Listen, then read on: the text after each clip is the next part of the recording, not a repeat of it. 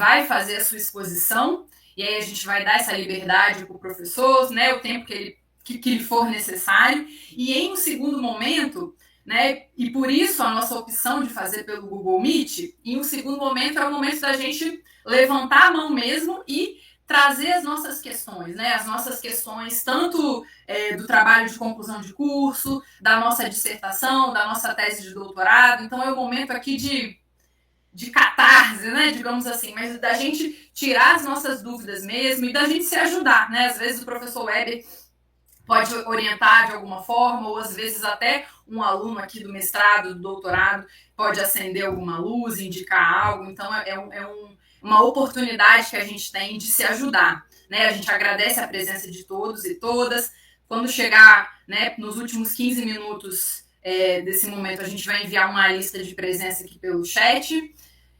Né? E a ideia é que todo mundo, de fato, realmente participe, né? E se melhore academicamente, tá bom? A gente agradece a presença de todos os alunos que se inscreveram da UFES, do PPGI, né? E da graduação, e também alunos de fora do estado, tá bom, professor Weber? Eu fiz questão de olhar os inscritos, a gente teve 99 inscritos, né? Alguns repetidos, mas a gente bateu mais de 90 inscritos nessas oficinas, e tem alunos de vários lugares do Brasil, né? Rio de Janeiro, Roraima, Rio Grande do Sul, Goiás, acho que Rio Grande do Norte também, né? Então, assim, depois se você quiser, tiver curiosidade, a gente até faz uma relação para ver quanto que essas dúvidas, né, apresentadas por nós aqui da UFES, essas questões em forma de oficina, também são dúvidas e questões de vários alunos aí de várias partes do Brasil. Se o Felipe Fernandes quiser falar mais alguma coisa, quer comentar alguma coisa, Felipe, para a gente já passar a palavra para o Weber? Não, quero agradecer a presença de todos. Rapidamente, falar que isso é uma atividade que foi proposta pela representação discente, que termina agora em setembro, essa gestão anual. E a ideia é que, a partir dessas oficinas, se torne um hábito, uma prática comum, sempre no início do semestre de pós-graduação, serem ofertadas essas oficinas que vão abarcar questões que perpassam a todos, né? Questões que parecem básicas, mas as coisas mais básicas são aquelas que muitas vezes a gente deixa ali dirimindo e não resolve. Então, quero agradecer ao professor Weber e todos os professores que toparam estar aqui, e boa oficina, boa reunião para todos. Ah, só uma coisa, desculpa. Só avisar que está sendo gravado, se ninguém tiver problema. Posteriormente vai ser divulgado nas redes sociais, para que os colegas também possam acompanhar. Boa noite. Então, gente, a palavra, né, está com o professor Weber. Professor Weber, né, para quem não sabe, né, ele é graduado em História e tem mestrado também em História pela Universidade Federal do Espírito Santo e é doutor em Ciência Política pela Universidade Federal de São Carlos. O professor, ele compõe o Departamento de História da UFES e o Programa de Pós-Graduação em História da UFES, e também é coordenador do SPOLES, né, o Laboratório de História das Relações Político-Institucionais. Professor, a palavra agora está com o senhor, tá bom? Fica à vontade. Muito bem. Boa noite a todos e todas. Espero que possam todos estar... Oi, alô? Tá me ouvindo? Estão me ouvindo? Ah, perfeito. Para mim falhou aqui. Espero que todos me ouvem bem, né? Bom, eu queria em primeiro lugar agradecer tanto a Brenda quanto ao Felipe, né? Vulgo Jamil Zoain, né, pela oportunidade de estar dialogando com todos, né, e todas. Muitos eu conheço e muitos não, né? É uma oportunidade, portanto, de alcançarmos, né, um pouco mais de um público mais ampliado, vamos dizer, né? Bom, eu vou tentar compartilhar aqui uma apresentação. Não que eu tenha, digamos, o hábito de usar slide. Quem foi meu aluno aqui, tanto na graduação quanto na pós-graduação, não é muito praxe, né, das minhas atividades, mas eu vou compartilhar até para também controlar meu tempo, né? Eu pretendo falar aqui mais ou menos em torno de 40 minutos, não mais do que isso, embora eu fale como um pastor de igreja, com todo o respeito que eu tenho a eles. Mas a ideia também depois a gente ouvir um pouco, fazer um exercício também de escuta e tentar, óbvio, dirimir dentro das nossas possibilidades, né, questionamentos, indagações, outras para além daquelas que já me foram enviadas por meio de Brenda, ok? Então vou tentar aqui compartilhar. Talvez eu não enxergue vocês porque eu estou num tablet. Meu computador está meio bichado, na verdade. Vamos lá.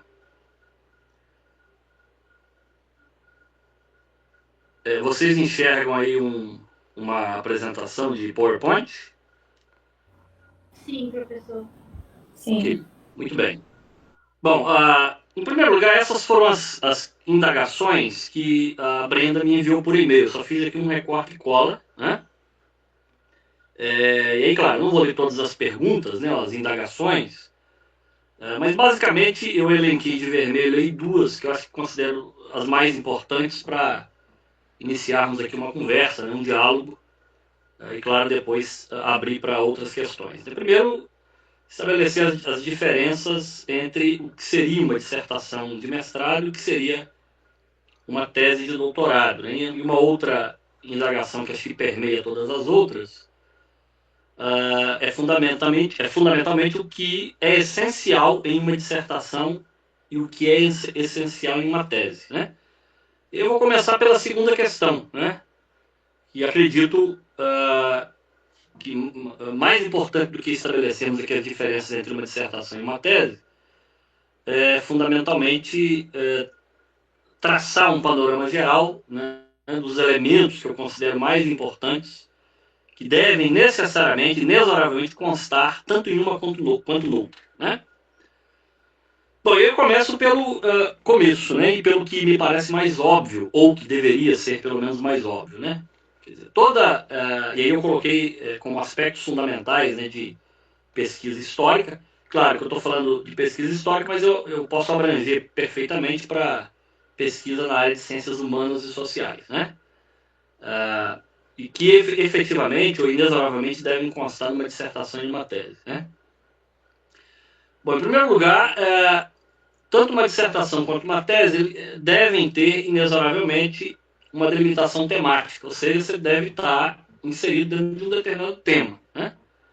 Claro, um tema ele é composto por um sem número de objetos de investigação, né? Por exemplo, eu posso optar, por exemplo, por estudar partidos políticos, por exemplo. Isso é uma delimitação temática, né? Quer dizer, quando a gente está falando de partido político, a gente está falando de um organismo que, de certo modo, está presente em quase todas as democracias ocidentais, né? Numa perspectiva pluripartidária, né? Ou seja, as democracias ocidentais são compostas por variados partidos, embora algumas se apresentem como bipartidárias, mas efetivamente são bipartidarismos forjados, né? Existem um sem número de partidos, né? E aí, claro, não tem como estudar todos, em todas as democracias ocidentais, né? Ou nem nas principais.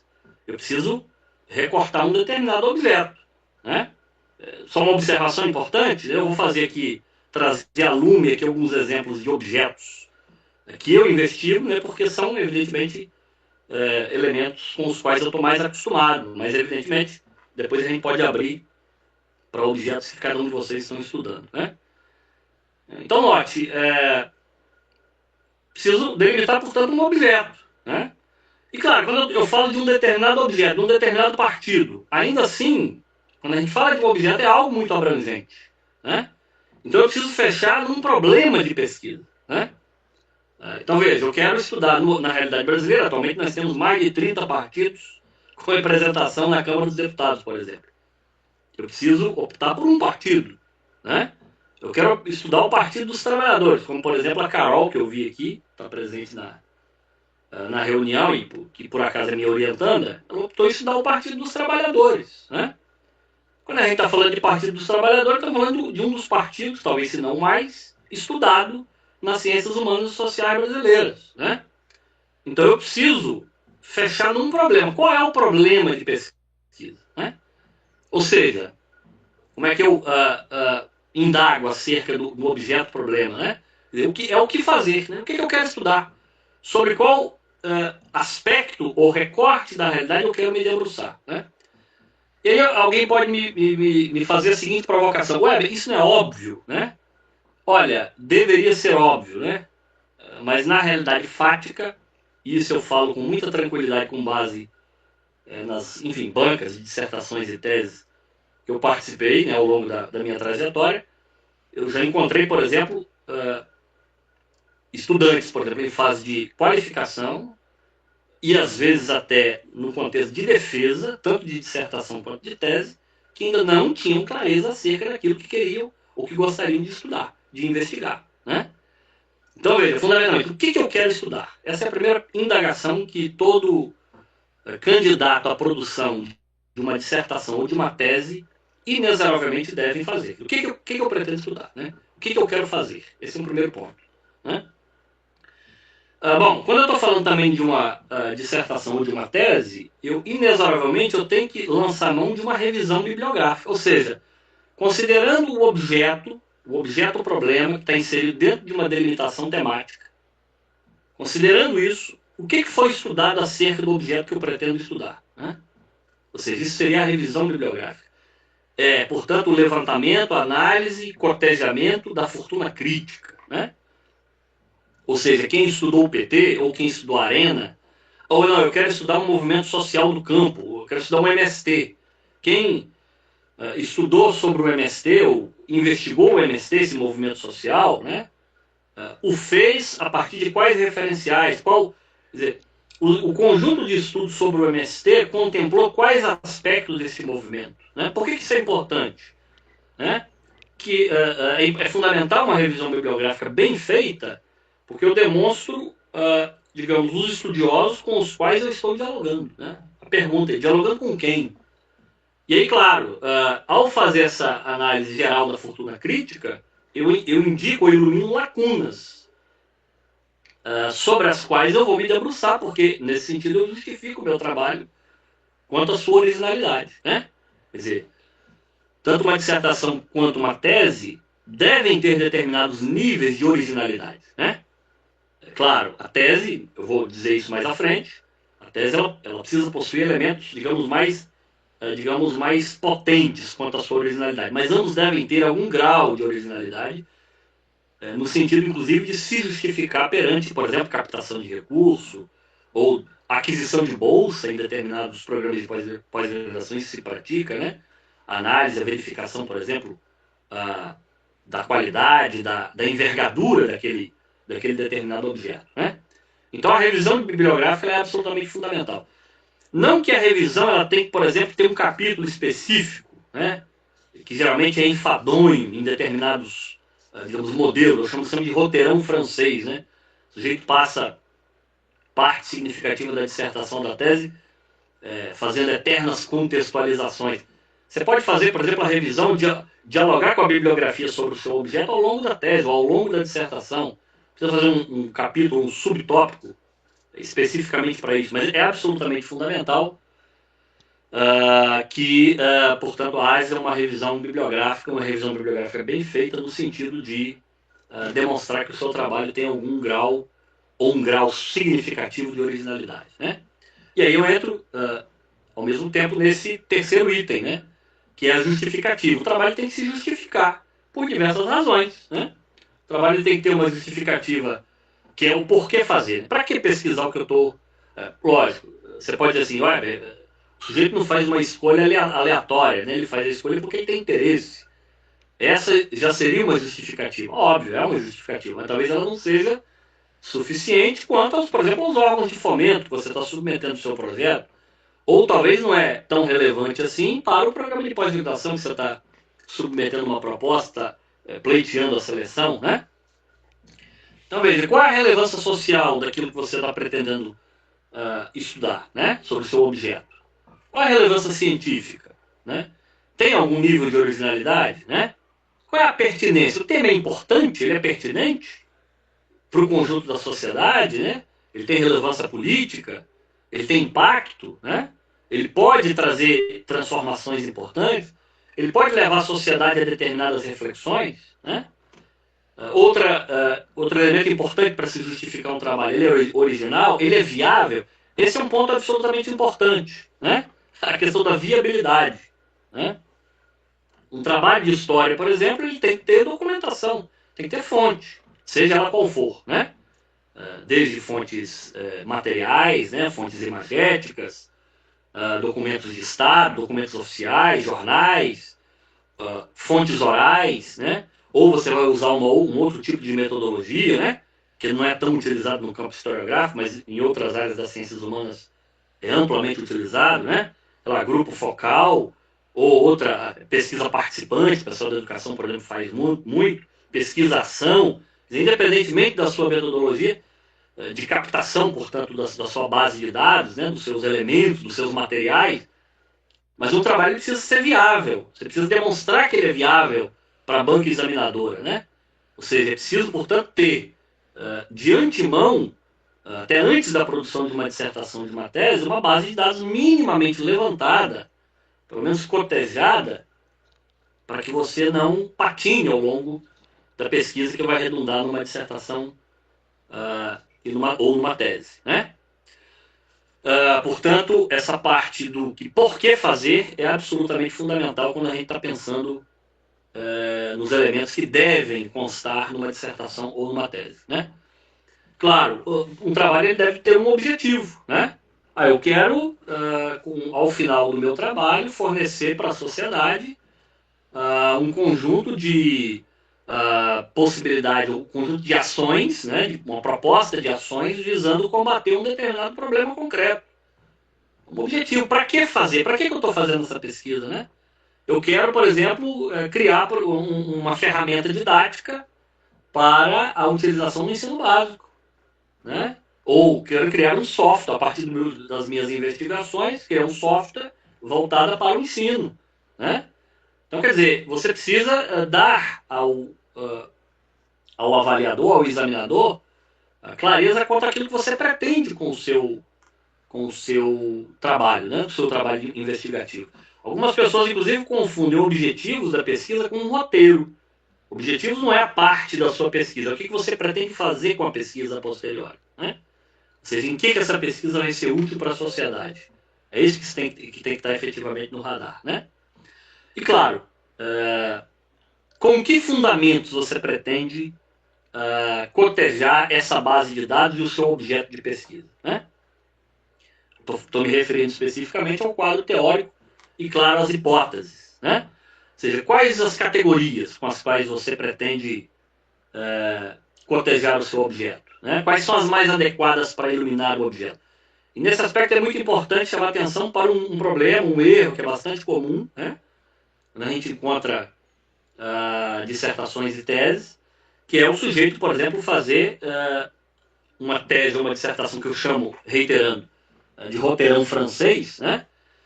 Que é aquele trabalho extremamente enfadonho, né? De referencial teórico. O sujeito gasta, às vezes, uma introdução, um primeiro capítulo, até mais de um capítulo, fazendo um longo quadro teórico, né?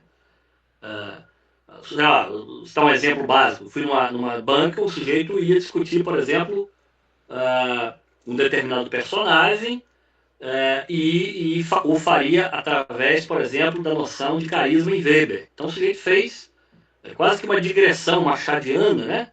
Não sei se vocês já leram os romances de Machado de Assis, Memórias Póstumas de Brás Cubas. O sujeito vê uma borboleta pousando na janela do Brás Cubas, ele volta lá na antiguidade clássica, né? Então, como o nosso guru Walter Pires dizia, né? Quando eu era criança lá em Barbacena, aquele personagem da escolinha do professor Raimundo, e contou a história do conceito de carisma em quase toda a escola francesa, escola de historiografia alemã, 60, 70 pares falando de carisma. Quer dizer, a noção de carisma, essa ferramenta, essa categoria, né, que é, ao fim e ao cabo, uma ferramenta para iluminar um objeto, não é um objeto, né? É só uma ferramenta, né? Então você não precisa fazer toda essa digressão para depois iluminar. Aí quando ele chega no objeto propriamente dito, que é analisar o personagem, ele cansou. E aí o personagem ficou apenas tangencial no trabalho. Esse é um erro que a gente observa muito em dissertações. Quer dizer, uma dissertação é uma tese com 2 blocos, né? Quer dizer, um bloco teórico e depois um bloco empírico. Esse bloco empírico é geralmente bastante volátil, bastante frágil, né? O bloco teórico às vezes é mais consistente e os dois não se dialogam, né? Quando ele vai para o empírico, ele não traz consigo as ferramentas para analisar o empírico.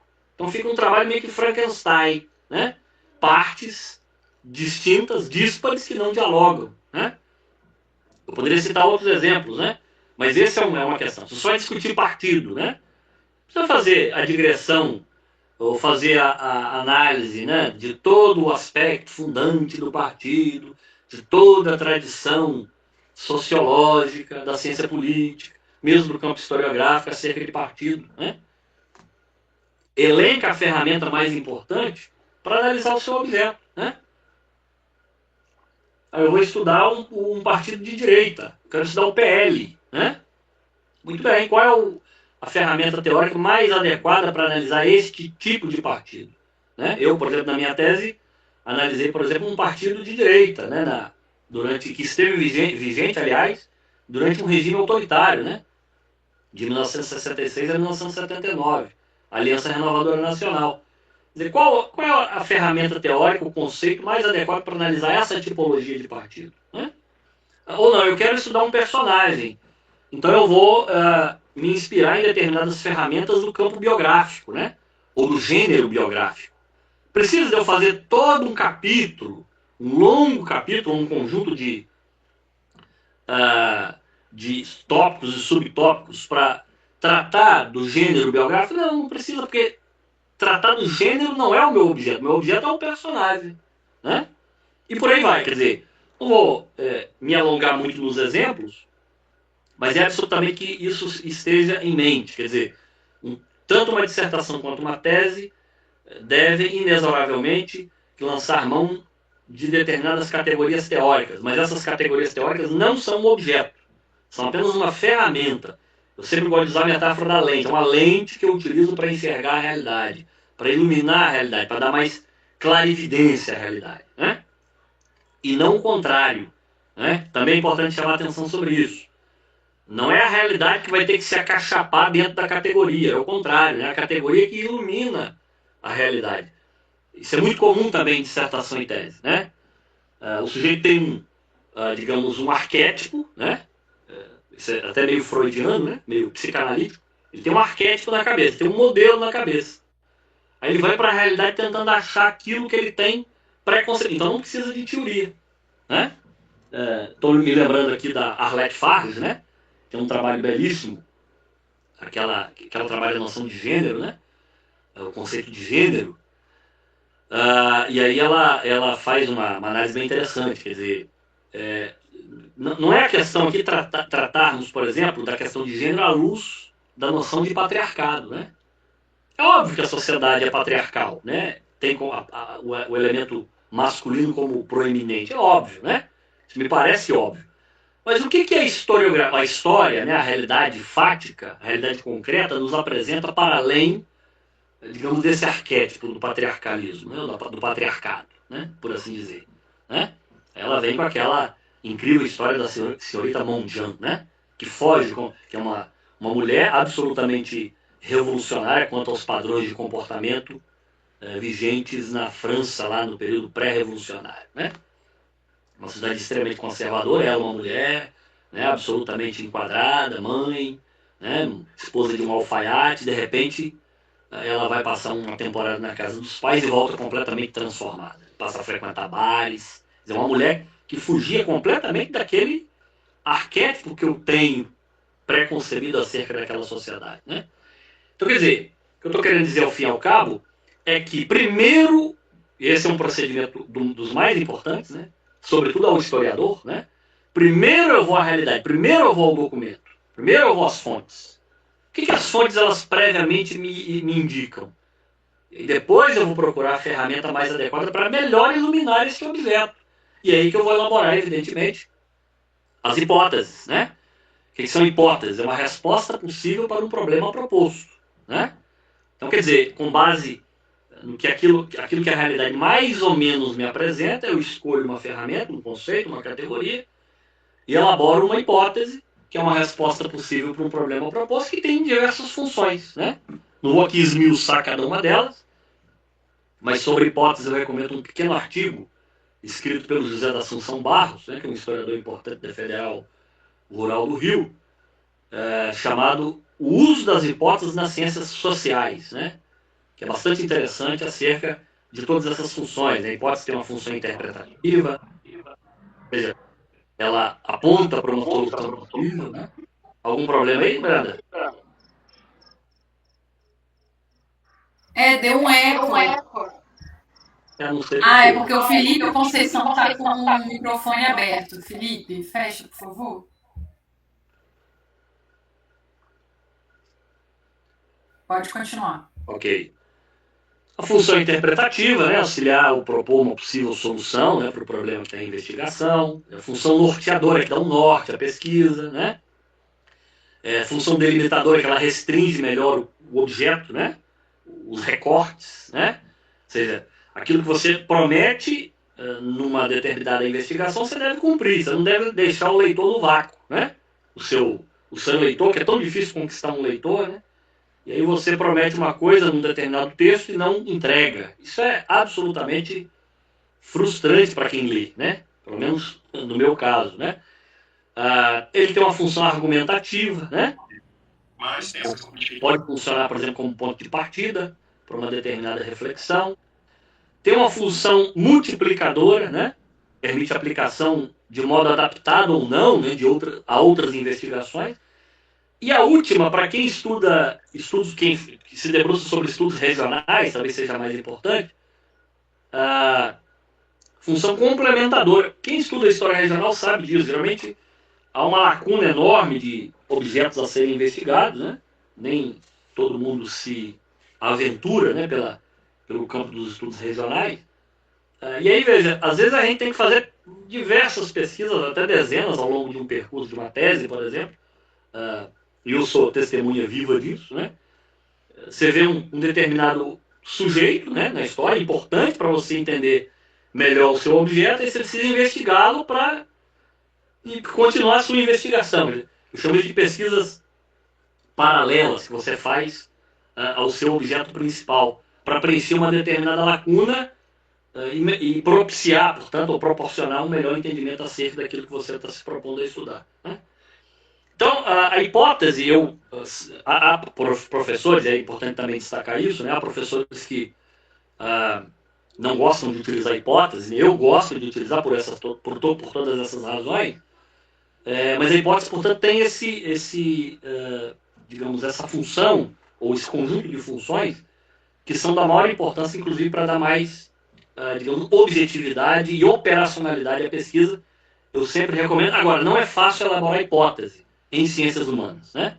Em ciências naturais é relativamente fácil, né? Você tem uma hipótese, você vai para o tubo de ensaio ou para o experimento, você nega ou você confirma a hipótese. Em ciências humanas é diferente, né? Você pode, inclusive, construindo a hipótese ao longo da investigação ou aperfeiçoando a hipótese, refinando a hipótese, né? Esse é um ponto bastante importante que todos que se debruçam a produzir uma dissertação e uma tese que devem efetivamente ficar atentos, né? Retomando esse ponto das fontes, né? Quer dizer, você pretende fazer uma pesquisa. Com que materiais, né? Há materiais adequados para que você traga a lume, digamos, uma investigação bem feita, né?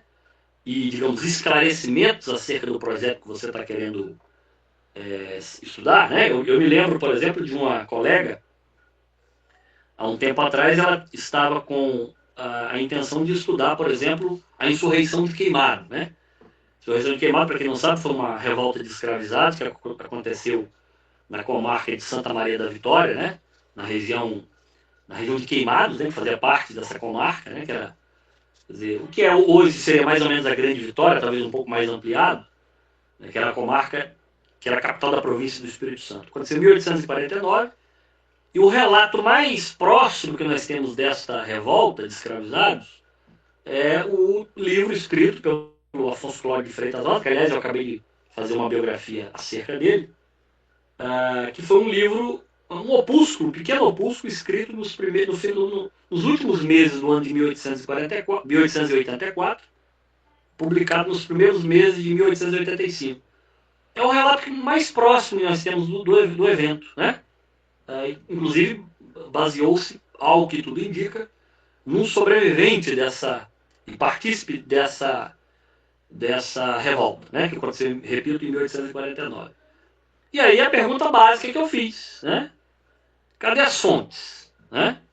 Ela, não, eu vou trabalhar com elementos, não, minha filha, veja bem, ou você traz, digamos, os autos criminais. Você tem os autos criminais? Eu até acho que eles existam, mas nós ainda não tivemos acesso, né?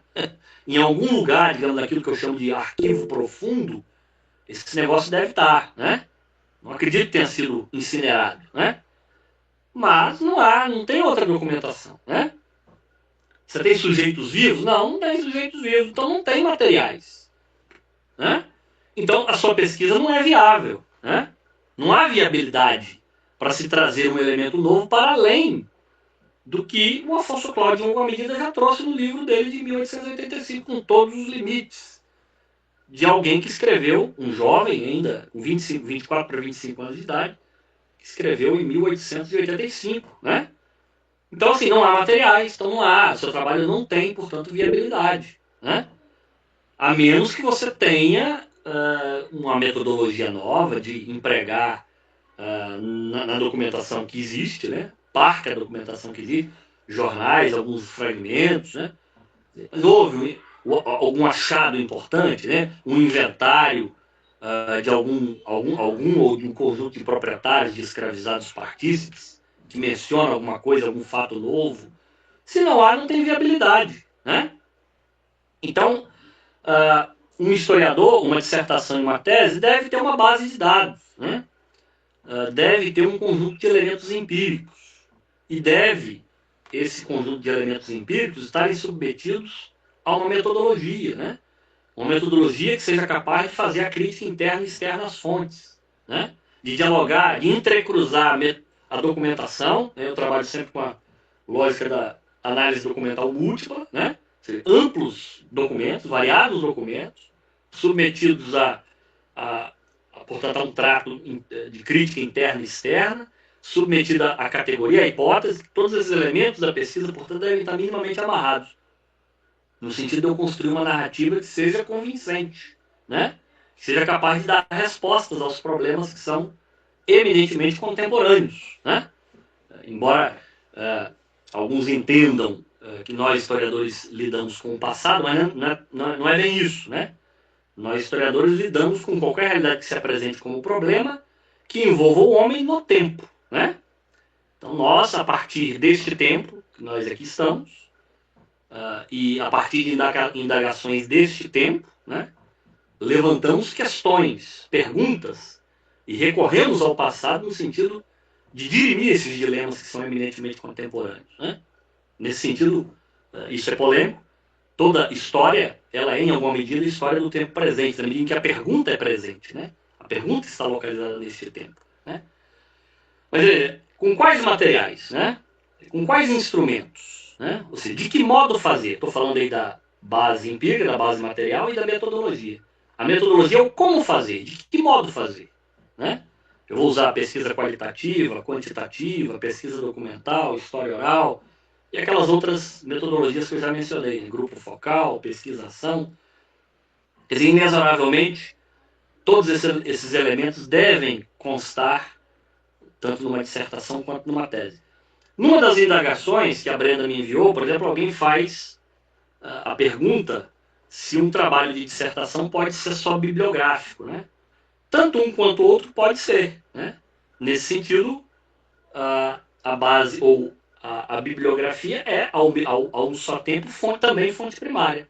Mas, lógico, ao cotejar, né, esse tipo de estudo, ele deve, de certo modo, também estar submetido aos elementos próprios que eu já indiquei acima. Metodologia, deve estar muito bem descrito como é que você vai cotejar essa bibliografia, qual é o problema que você quer investigar, né? Eu, por exemplo, indico aqui um trabalho que é um trabalho, ao fim e ao cabo, de revisão bibliográfica, né? Um trabalho portanto, historiográfico, né? Do campo da história, da historiografia, né? Que faz muito isso.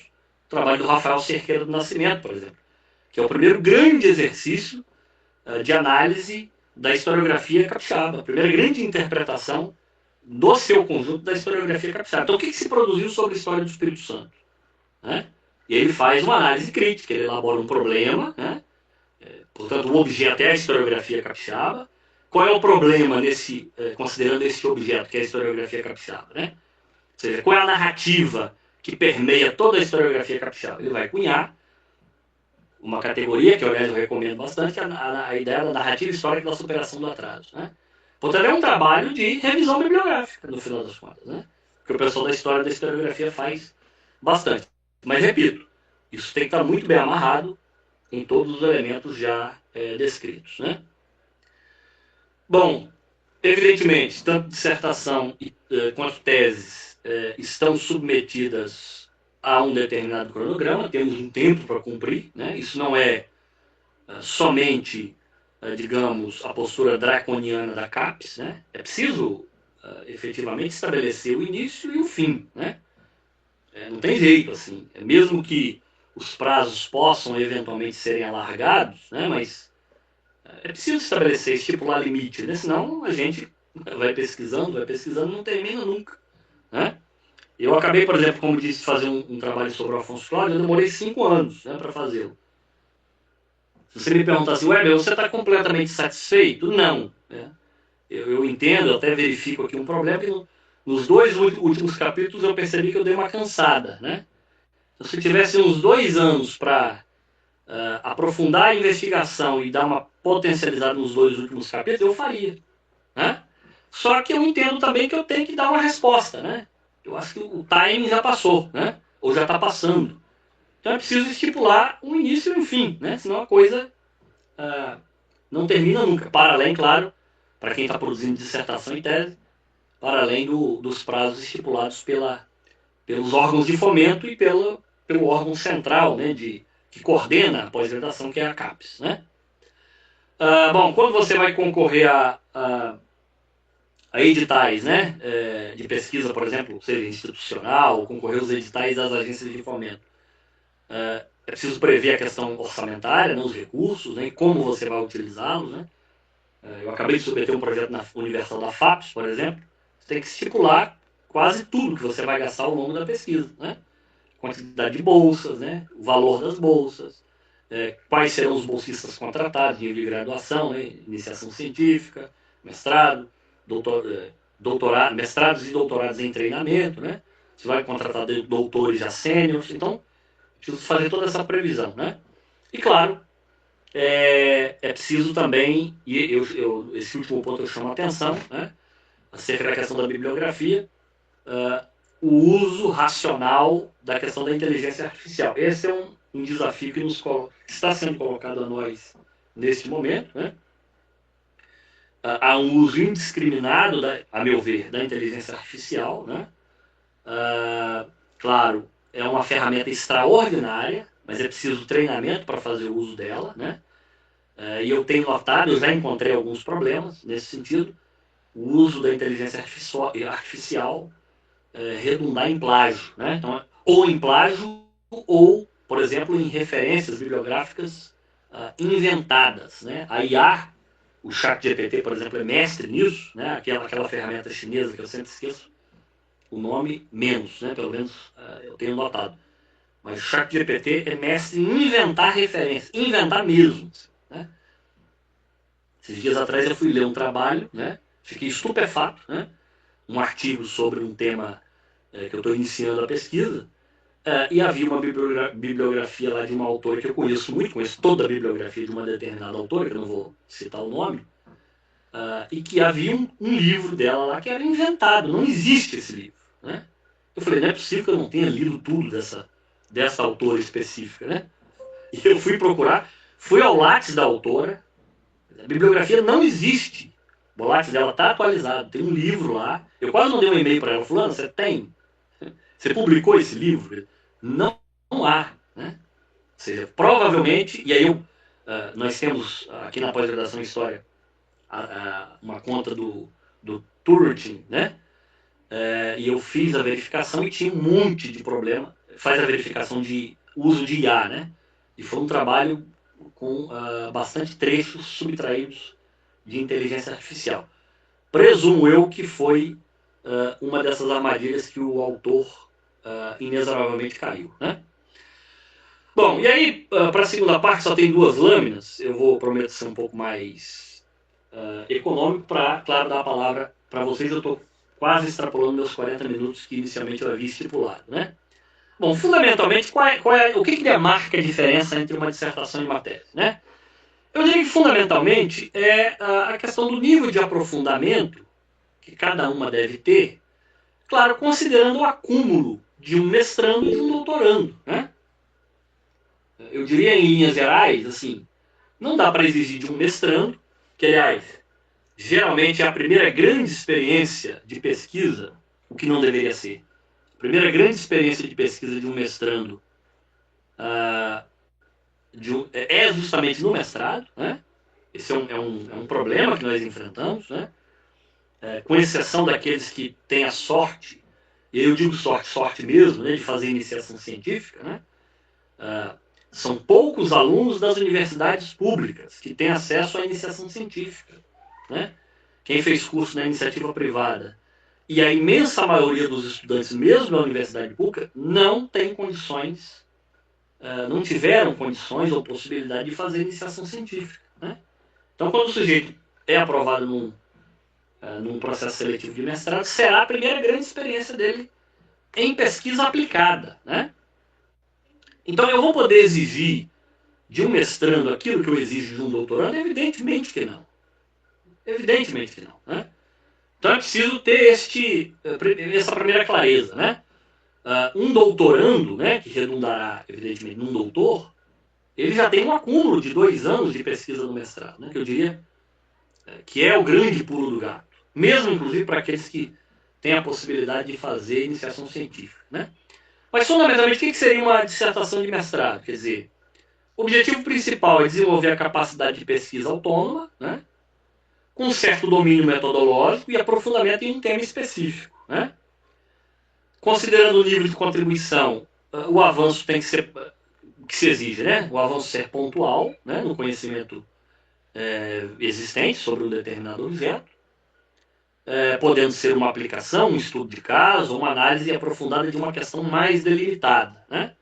O mestrando ele tem que ter um pouco mais cuidado com o recorte, né? Porque, por questões óbvias, ele não vai ter tanto tempo, digamos, para se esparramar no objeto de investigação, né?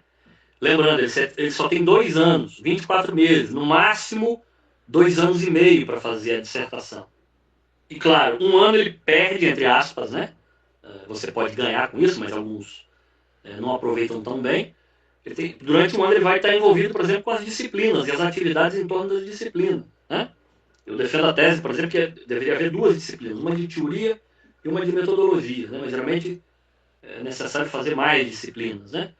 1 ano ele vai estar praticamente envolvido com isso. Grande parte dos nossos estudantes trabalham, né? Então, quer dizer, ele vai ter tempo depois, a segunda parte, né? A segunda parte do curso é que ele vai ter tempo para se dedicar efetivamente ao processo de escrita propriamente dito, né? Então, por essa razão, eu considero absolutamente fundamental o sujeito já ter mais ou menos levantado uma parte da documentação quando ele entra no curso. Isso encurta caminhos, né?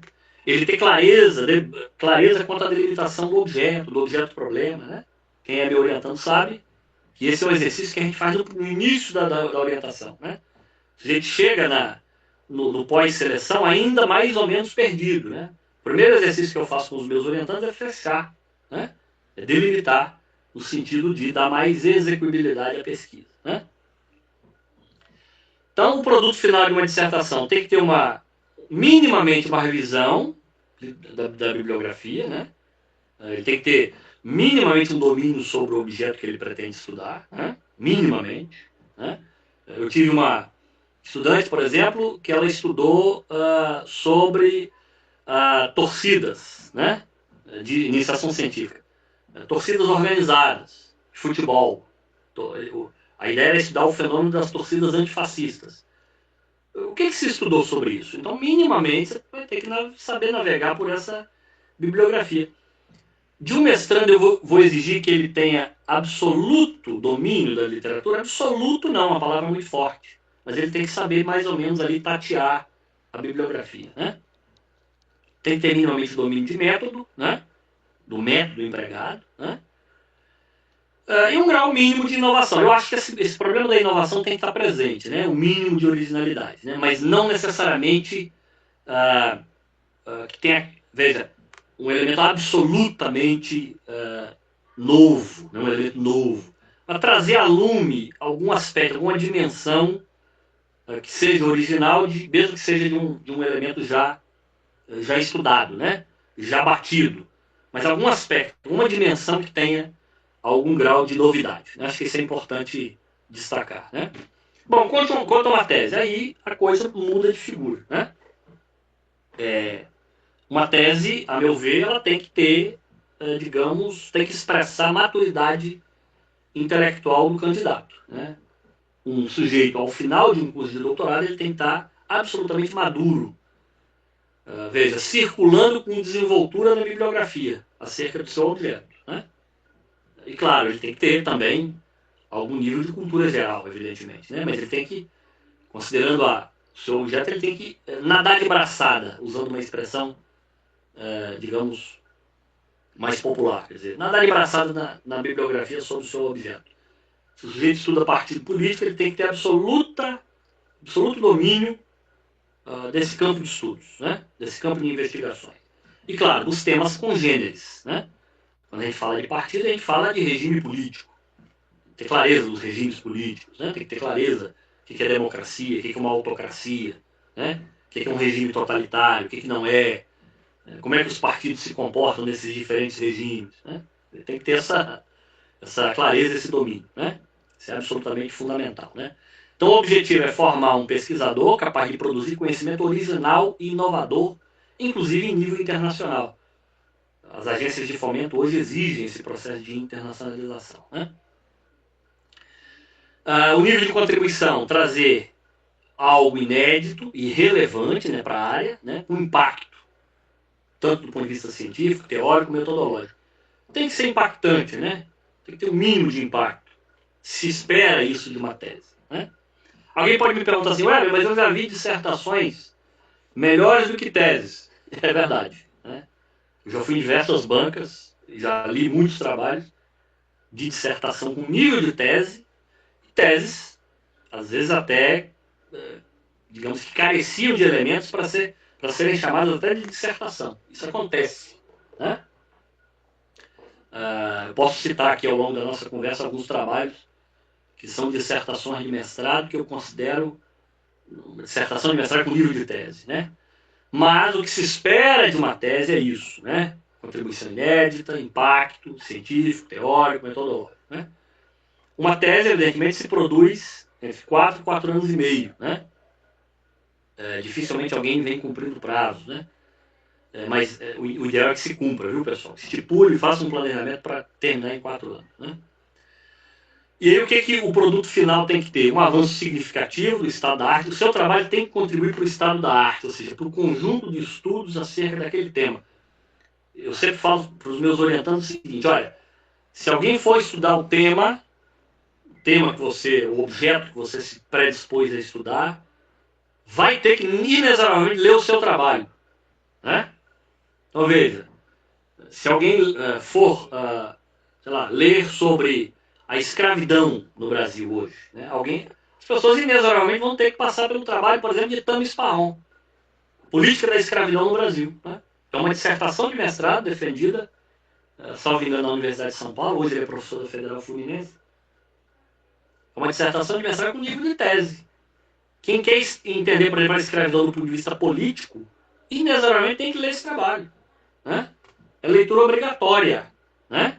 Eu quero ler as elites do século XIX, tem que ler os trabalhos do Zé Murilo de Carvalho, tem que ler o trabalho do Wilmar Matos, tem a Saquarema, né? Há um conjunto de estudos sobre os quais você não pode se furtar, né?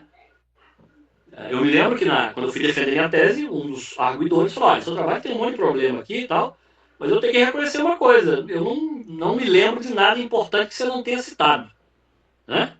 Ou seja, ficou mais ou menos claro ali que pelo menos a leitura sobre o campo eu fiz. Esse dever de casa eu fiz, né? Então, nesse ponto, é absolutamente fundamental, portanto, essa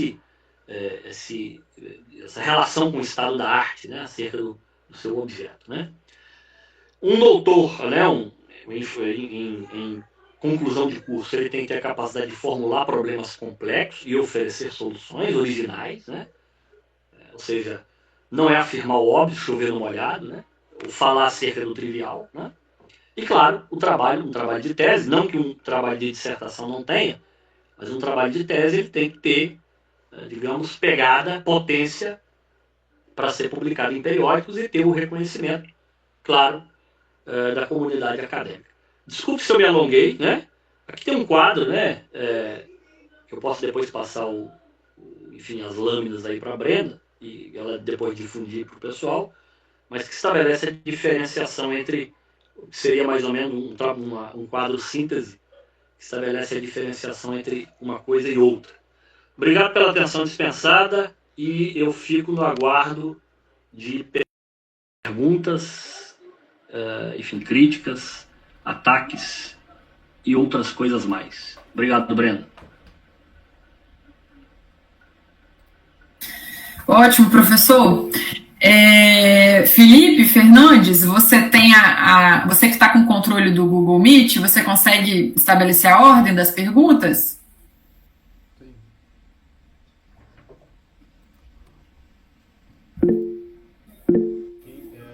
Levantar a mão, vai em ordem, tá bom? Vamos lá então para as perguntas? Vamos abrir a fila aqui. Jamile, vamos fazer um bloco de 3, pode ser? Aí o Weber responde, aí a gente vai mais... Bloco de 3, pode ser? Vamos começar. 4, vamos, com o Lucas junto. Vamos lá.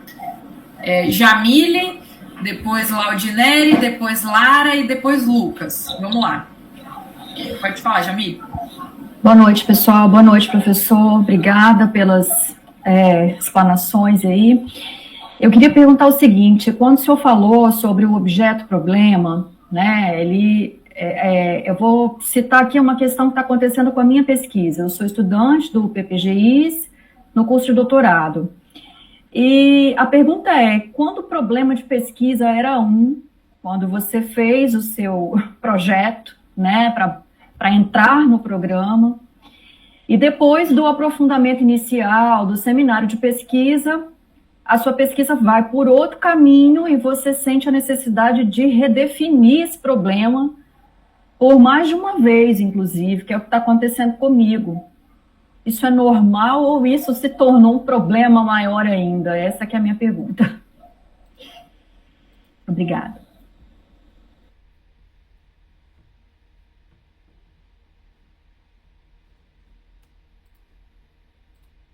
Laudineri agora?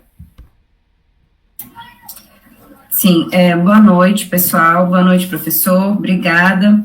Eu achei, assim, maravilhosa a Brenda também e o outro organizador. Obrigada. Amei essa oficina. Acho que vai ser muito produtiva para nós. Tirou muitas dúvidas.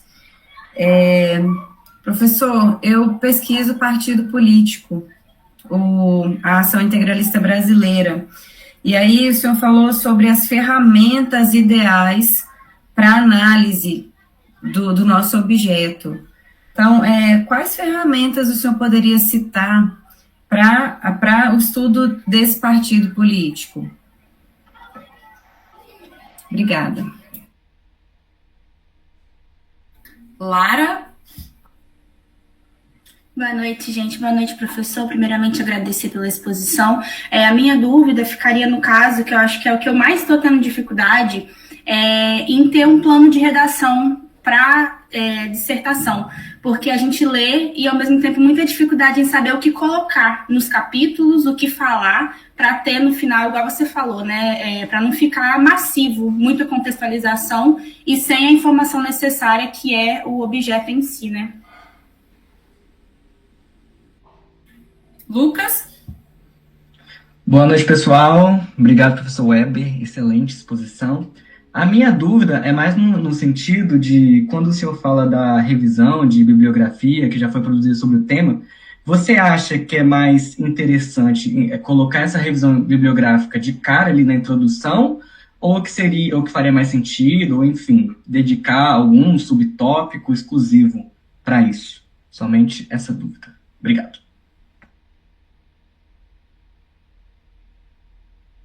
Aí, professor, o senhor responde, aí a gente depois devolve para a galera. Muito bem, vamos lá. Algumas não são tão fáceis de responder assim de bate-pronto, né? Bom, primeiro, da Jamile, né, acerca do objeto-problema, a questão do... Enfim, entra com um objeto e, na medida em que, enfim, vai fazendo as leituras, os aprofundamentos, verifica a necessidade de redefinir. Isso não só é normal, como é até recomendável, né? É recomendável que assim seja, né? À medida em que uma pesquisa ela não surge, digamos, pronta, né? Ou seja, isso vai ser quer dizer, o que você efetivamente vai estudar vai ser resultado, vai ser a síntese entre o diálogo inicial, sobretudo entre você e o seu orientador, claro, à luz das leituras que você vai fazendo, né, na parte inicial. Claro, quanto mais cedo você fazer essas definições, melhor, né? Que aí você vai ter a capacidade, a possibilidade de cotejar o objeto de modo mais objetivo, de modo mais cirúrgico, né? Mas é sinal de que você já está tomando, digamos, pé do tamanho do seu objeto, do tamanho do problema, né? Ou seja, você está tomando consciência, é uma tomada de consciência acerca da complexidade do objeto, né? Então é absolutamente normal, não se reprima por isso, né? E esteja aberta, né? Esse é um ponto importante, né? Que tem e não tem a ver com o que você colocou, né? Veja, eu sempre recomendo aos meus orientandos o seguinte: olha, tenha contato com o seu objeto todos os dias, seja lendo, escrevendo ou levantando documentação.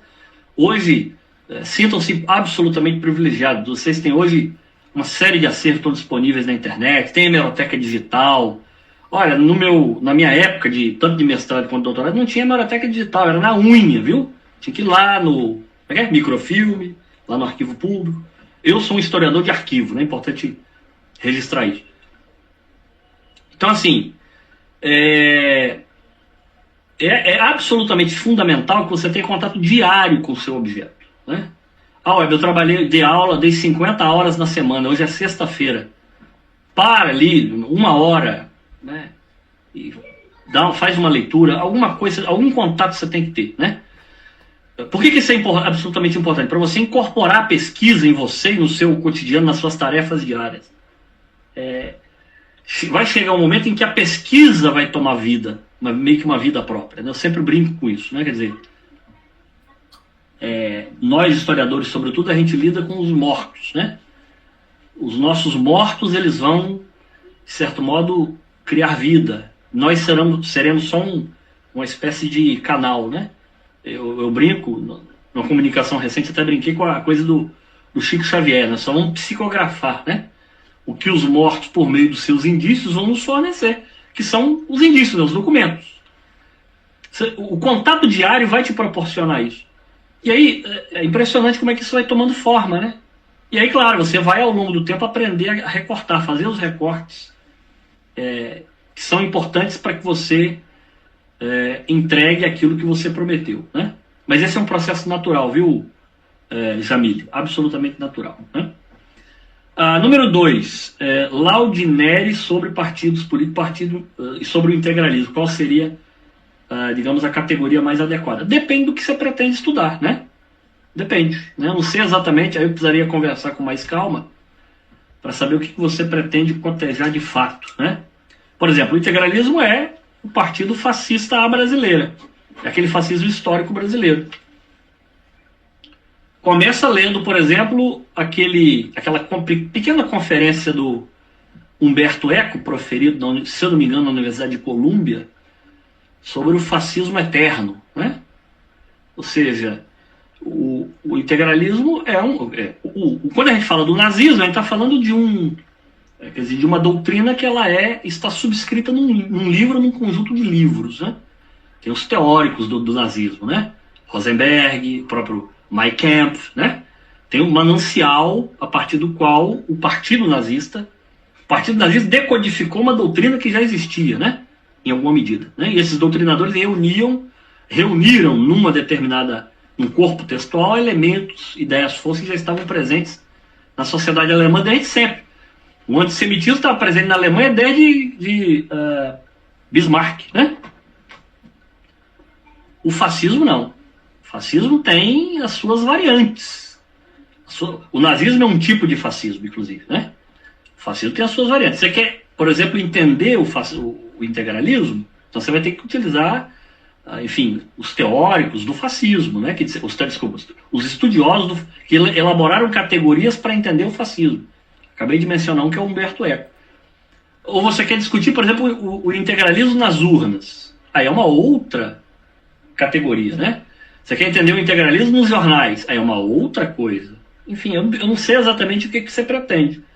Se você, depois a gente pode sentar com calma, no sentido de me elucidar com mais calma o que pretende para a gente fazer, eu indicar, né, de maneira mais adequada, uma categoria que seria mais, digamos, mais ideal ao seu objeto, né? Eu, por exemplo, estudei a Aliança Renovadora Nacional, que é um partido de direita, né? Mas não é um partido, quer dizer, absorveu alguns fascistas, né? Que depois redundará do PRP, né? Que era o partido integralista durante o período 45-64, o partido do Plínio Salgado. Mas não podemos dizer que a Arena era um partido fascista, de jeito nenhum, né? Era um partido que expressava o conservadorismo brasileiro, que é uma outra coisa, né? Diga, Brenda, pois não? Bom, como é uma oficina, eu acho que a gente está com tempo. Se a Laudinelli quiser falar rapidamente, né, do que se trata o objeto dela, é bom que o Weber já conseguiria apontar. Eu acho que funciona assim, Laude, pode falar. Eu gostaria. No caso do integralismo, eu pesquiso a divulgação do integralismo, a cooptação no Espírito Santo através dos periódicos, especialmente da revista Vida Capixaba. E aí eu comecei a pesquisa muito focada nessa revista, mas eu acabei vendo também, por exemplo, o Diário da Manhã, que trazia publicações que poderiam também, talvez, ser enquadradas como esse tipo que contribui para a divulgação do movimento. Então você não está falando, o seu objeto não é o partido propriamente dito, mas o modo como o partido procura estabelecer processos de consentimento com a sociedade. Sim. Né? Não sei, Bourdieu e a noção de poder simbólico talvez ajuda. Bourdieu, a noção de economias das trocas simbólicas, né? Faz uma tentativa, lê a Economia das Trocas Simbólicas de Bourdieu, né? Ou seja, que é justamente o partido mobilizar determinados símbolos, signos, que de certo modo são fundamentais para a construção de consentimentos junto a determinados segmentos da sociedade, né? O partido lança a mão disso, né? Mas ele não vai dizer que ele é um partido, por exemplo, que tem determinadas ideias, forças racistas, por exemplo. Não vai dizer isso, né? Ele vai mobilizar elementos que estão ali na sociedade, no sentido de fazer com que haja, digamos, um casamento entre a linguagem que o partido emprega através do meio de comunicação com um determinado público que se quer conquistar, né? Então, é uma possibilidade, né? Mas, claro, isso enfim, está em aberto, né? Mas é uma possibilidade. Tá certo? Não sei se eu ajudei ou eu atrapalhei. Se eu atrapalhei também é bom, que levanta mais questionamentos, mais indagações, né? Obrigada. Bom, a Lara, sobre o que tratar em cada capítulo, um plano de redação da dissertação, né, Lara? Salvo engano. Veja bem, Esse é um dilema. Eu sempre digo o seguinte, o objeto de pesquisa, ele tem, eu falo isso para os meus orientandos, de tudo que eu estou falando aqui eu falo com eles, se tiver algum assistindo aqui, está ouvindo, que já ouve cotidianamente. O objeto tem que aparecer do início ao fim da dissertação, né? Se seu objeto é o integralismo, usando aqui o exemplo da Laudinelli, né? O Partido Integralista e o modo como ele estabelece a interface com a sociedade, né, por meio da revista Capixaba, como é que ele reporta a sua mensagem por meio de um determinado periódico que circulou aqui no Espírito Santo durante um determinado período, quais as ferramentas, né, digamos, dialógicas, né, e digamos, considerando aquele modelo de imprensa, quer dizer, isso tem que estar no início ao fim do trabalho. A introdução, eu vou apresentar para o leitor o trabalho. A introdução é como se fosse a sinopse de um filme, né? E de maneira objetiva, olha, a dissertação tem como propósito investigar, né, o Partido Integralista no Espírito Santo e o modo como este partido estabeleceu uma relação com determinados setores da sociedade por meio da revista Vida Capixaba. Tal estudo, aí você faz enuncia para o leitor.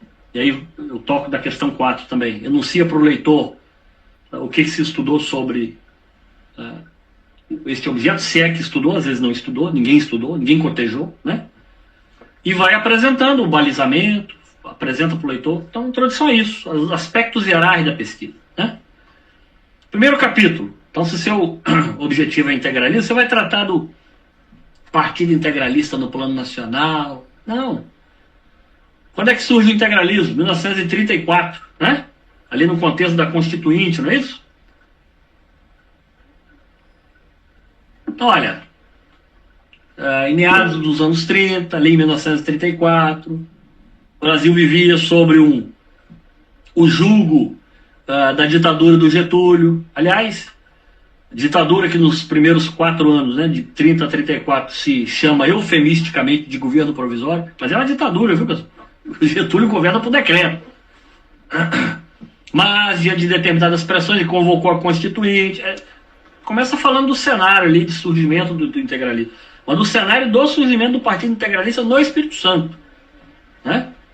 Aqui no plano estadual tem uma eleição que ocorre entre 34 e 35, né? Para a eleição dos representantes na Assembleia Legislativa, Assembleia Constituinte Regional, né? Começa ali já falando. Quem são esses... Quer dizer, a gente fala de integralismo, mas veja, o Partido Integralista, a AIB, né, Ação Integralista Brasileira, é uma entidade, é uma instituição. Mas a expressão pública das instituições são pessoas. Quem são as pessoas, né? Um determinado grupo se destaca com certas posições, que podemos localizar como posições à extrema-direita do espectro político, que é o padre, sei lá, Ponciano Stenzel, é o não sei quem, né? Este grupo forma a AIB, que era um movimento que lá no plano nacional é liderado por Plínio Salgado, né? Então, foca no seu objeto. Não perde tempo com divagações. Quem quer entender o partido lá do Plínio Salgado no plano nacional, vai para literatura, para bibliografia. Você pode puxar, né, uma nota de rodapé, olha, sobre o integralismo no plano nacional, leia fulano, ciclano, beltrano, né? Mas foca no seu objeto. Capítulo 1, eu quero tratar do surgimento do Partido Integralista. Capítulo 2, do período de formação à primeira experiência nas urnas, é isso? Né? Vou fazer aqui uma geografia eleitoral. Onde é que estavam os votos do partido? Então, olha, eu estou projetando aqui a dissertação da Laudinelli. Introdução, capítulo 1. Capítulo 2, uma espécie de geografia do voto. Eu posso te adiantar que o Partido Integralista tinha voto na região centro-sul do Espírito Santo, que é exatamente onde hoje estão os votos do senhor Jair Bolsonaro e seus asseclas, né? Pegarmos o mapa eleitoral lá da década de 30 e colocar é um croquis, né? E, claro, e depois você vai tratar, propriamente dito, do modo como está ancorado numa determinada interface que faz com a sociedade, né? Via a revista Vida Capixaba, que já tem mais ou menos... Isso aqui é uma proposta, não é uma camisa... E aí, respondendo a pergunta, um plano de redação dos capítulos não é uma camisa de força, você faz uma projeção, né? Para você trabalhar com base numa projeção. Pode ser que no contexto de confecção do trabalho propriamente dito, o trabalho adquire outra forma. Como disse, o trabalho vai ganhar vida própria, né? Eu tenho aqui pelo menos uns 5 esquemas dos 8 capítulos que permeiam a biografia que eu acabei de escrever do Afonso Cláudio, né? E aí, veja, eu pego as primeiras e pego a última versão, é bastante... Quer dizer, tem alguns elementos ali, mas está bastante diferente. Na medida que eu fui me apropriando do objeto e verificando os pontos de inflexão do objeto, que me permitiu, por exemplo, dividir os capítulos, isso foi ficando mais claro. Então, o plano de redação é importante para você ter um ponto de partida. Parafraseando aqui o Carlos Drummond de Andrade, né? Ele sempre dizia o seguinte, Carlos Drummond não, Monteiro Lobato, né? Monteiro Lobato dizia o seguinte: terminar é difícil, concluir é difícil, coloque-se um ponto final e fins. Difícil é começar, né? Como é que se começa? Começa fazendo um sumário, né? Sumário.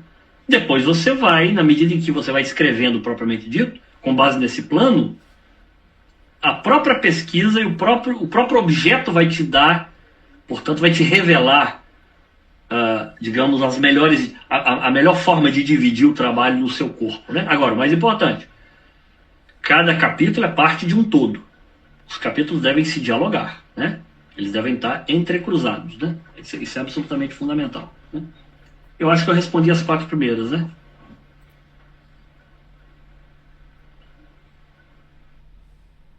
Vamos seguir para as próximas? Está inscrita a Carolina, Júlia, Felipe Fernandes. Eu também vou me inscrever para fazer pergunta também. Vamos lá. Carolina, pode ficar à vontade.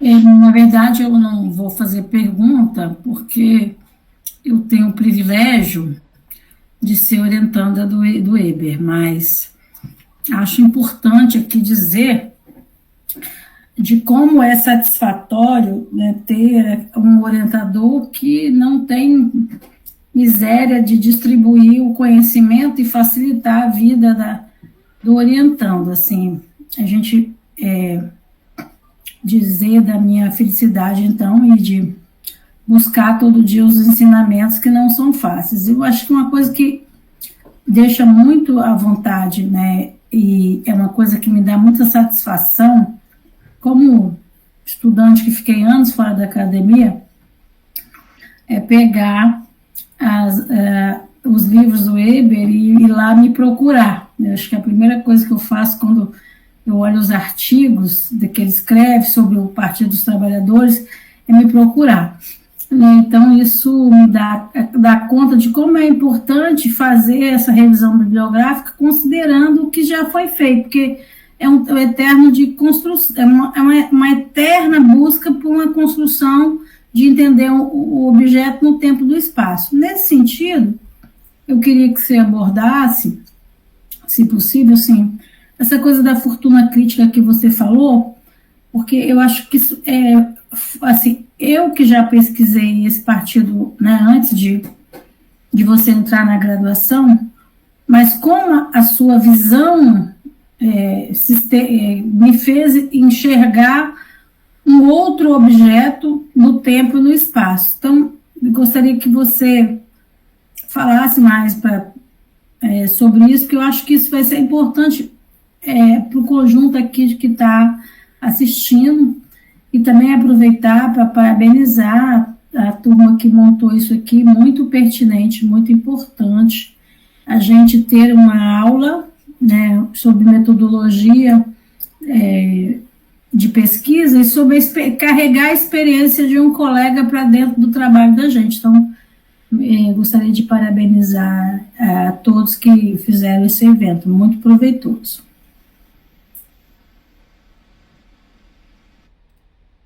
Bom, sou eu agora, aproveitar a oficina, também vou aproveitar para perguntar para o professor Weber, porque algo que na minha tese tem dado certa aflição, esse estilo da escrita. Por quê? Na dissertação, pelo menos a mim foi normal, assim, foi algo de querer mostrar essa leitura de tudo, né, esse aprofundamento, e na tese, muitas vezes eu me pego repetindo algo que eu já disse na dissertação, algum conceito, alguma leitura, enfim. Então, como fugir disso? E também, muito interessante, você ter dito sobre essa questão do estilo francesão, que eu já ouvi o senhor falar sobre isso, que eu tento fugir, mas é uma coisa que é meio...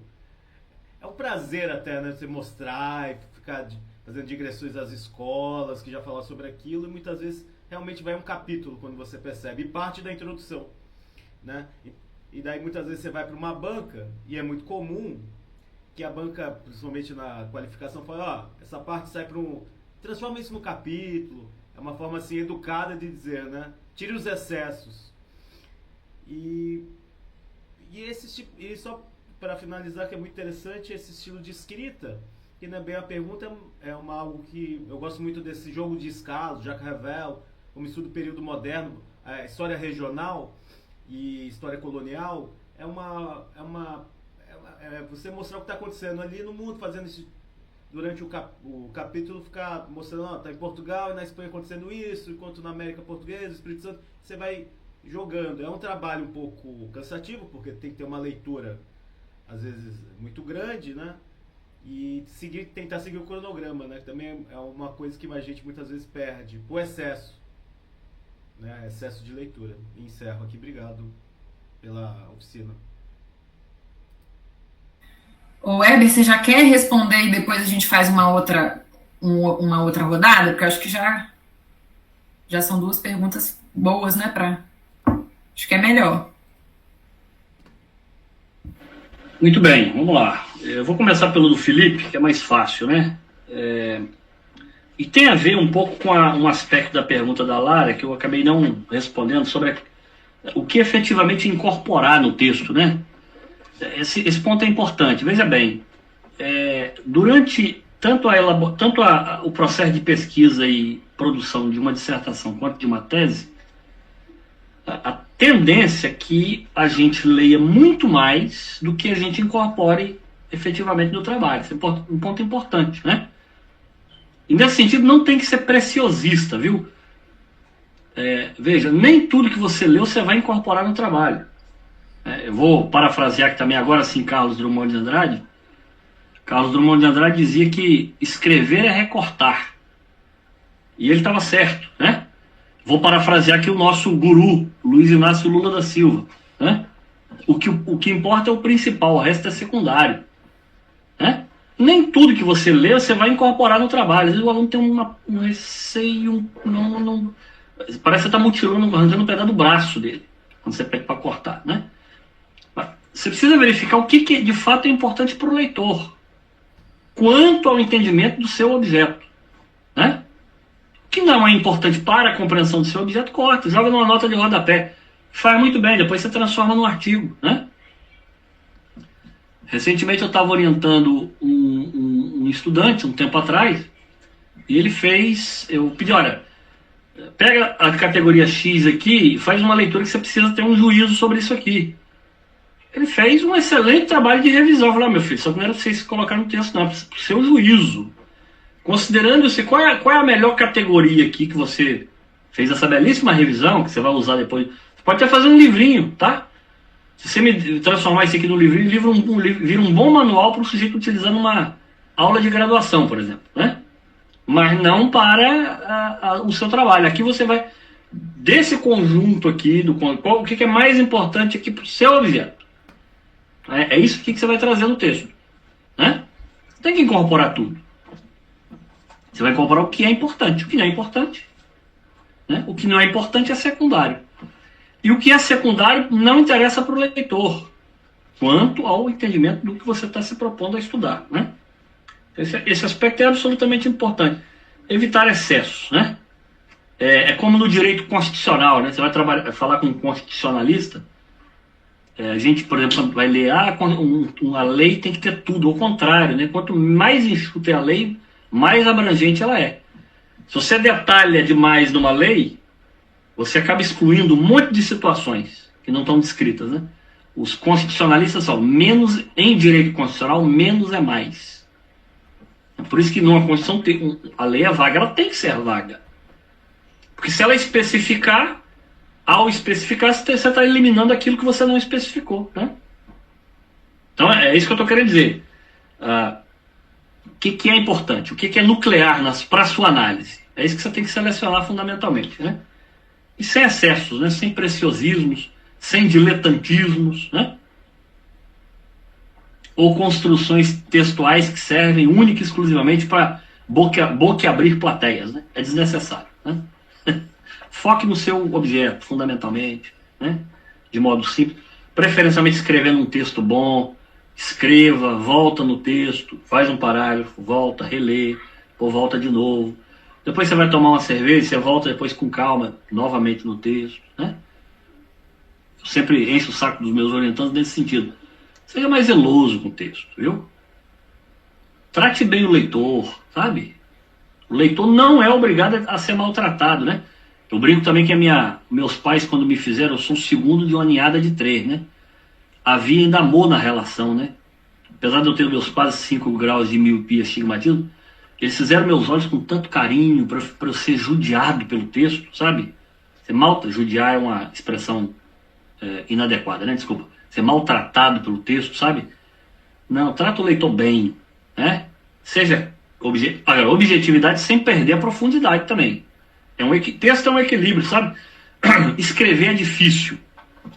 O nosso guru Walter dizia isso: rapaz, respeita o texto. Quando você ia atacar um leitor, ele fala: rapaz, respeita o texto, para escrever é difícil. E é mesmo, né? Escrever é difícil. Seja objetivo, sem ser superficial, né? E escreva bem, né? O que é importante fundamentalmente? O que você leu e não incorporou, usa nas suas aulas, na produção de artigos, entendeu? Sem problema, né? Nada vai ser desperdiçado, né? Bom, quanto à fortuna crítica acerca do PT, bom, aí é um assunto à parte, né, cara? O PT, como eu disse na minha apresentação inicial, é, sem dúvida alguma, o partido que mais foi estudado na história brasileira, né? Há 4 grandes conjuntos de estudos sobre o PT, por exemplo, né? O primeiro, que trata o PT como novidade, né? Lá no âmbito do seu surgimento, são aqueles estudos ali, final dos anos 80, início dos anos 90, né? Que apontaram para esse ineditismo da experiência petista, o único partido efetivamente de massas da história brasileira, né? Embora, isso é importante, seja um partido de massas, porque ele não surgiu no âmbito do Estado, né? Ele surgiu no âmbito da sociedade, mas ao mesmo tempo, isso é um dado curioso, uma ambiguidade, uma ambivalência do partido, né? É um partido que tem originalmente o seu eleitorado um eleitorado de classe média, né? Classe média. Um dado interessante, né? E aí depois você tem um segundo, à medida que o PT foi se inserindo na institucionalidade, foi adquirindo prefeitura, algumas vagas nos legislativos, tanto municipal quanto estadual, o partido começou a apresentar algumas contradições. Aí surge segunda categoria de estudos, né? Conjunto. Trabalhos que procuram apontar essas contradições. Os conflitos da Luísa Urundina com a Câmara, do prefeito Vitor com a Câmara, né? Os problemas lá de Santa Quitéria, na Bahia, na região do ABC Paulista, né? Diadema.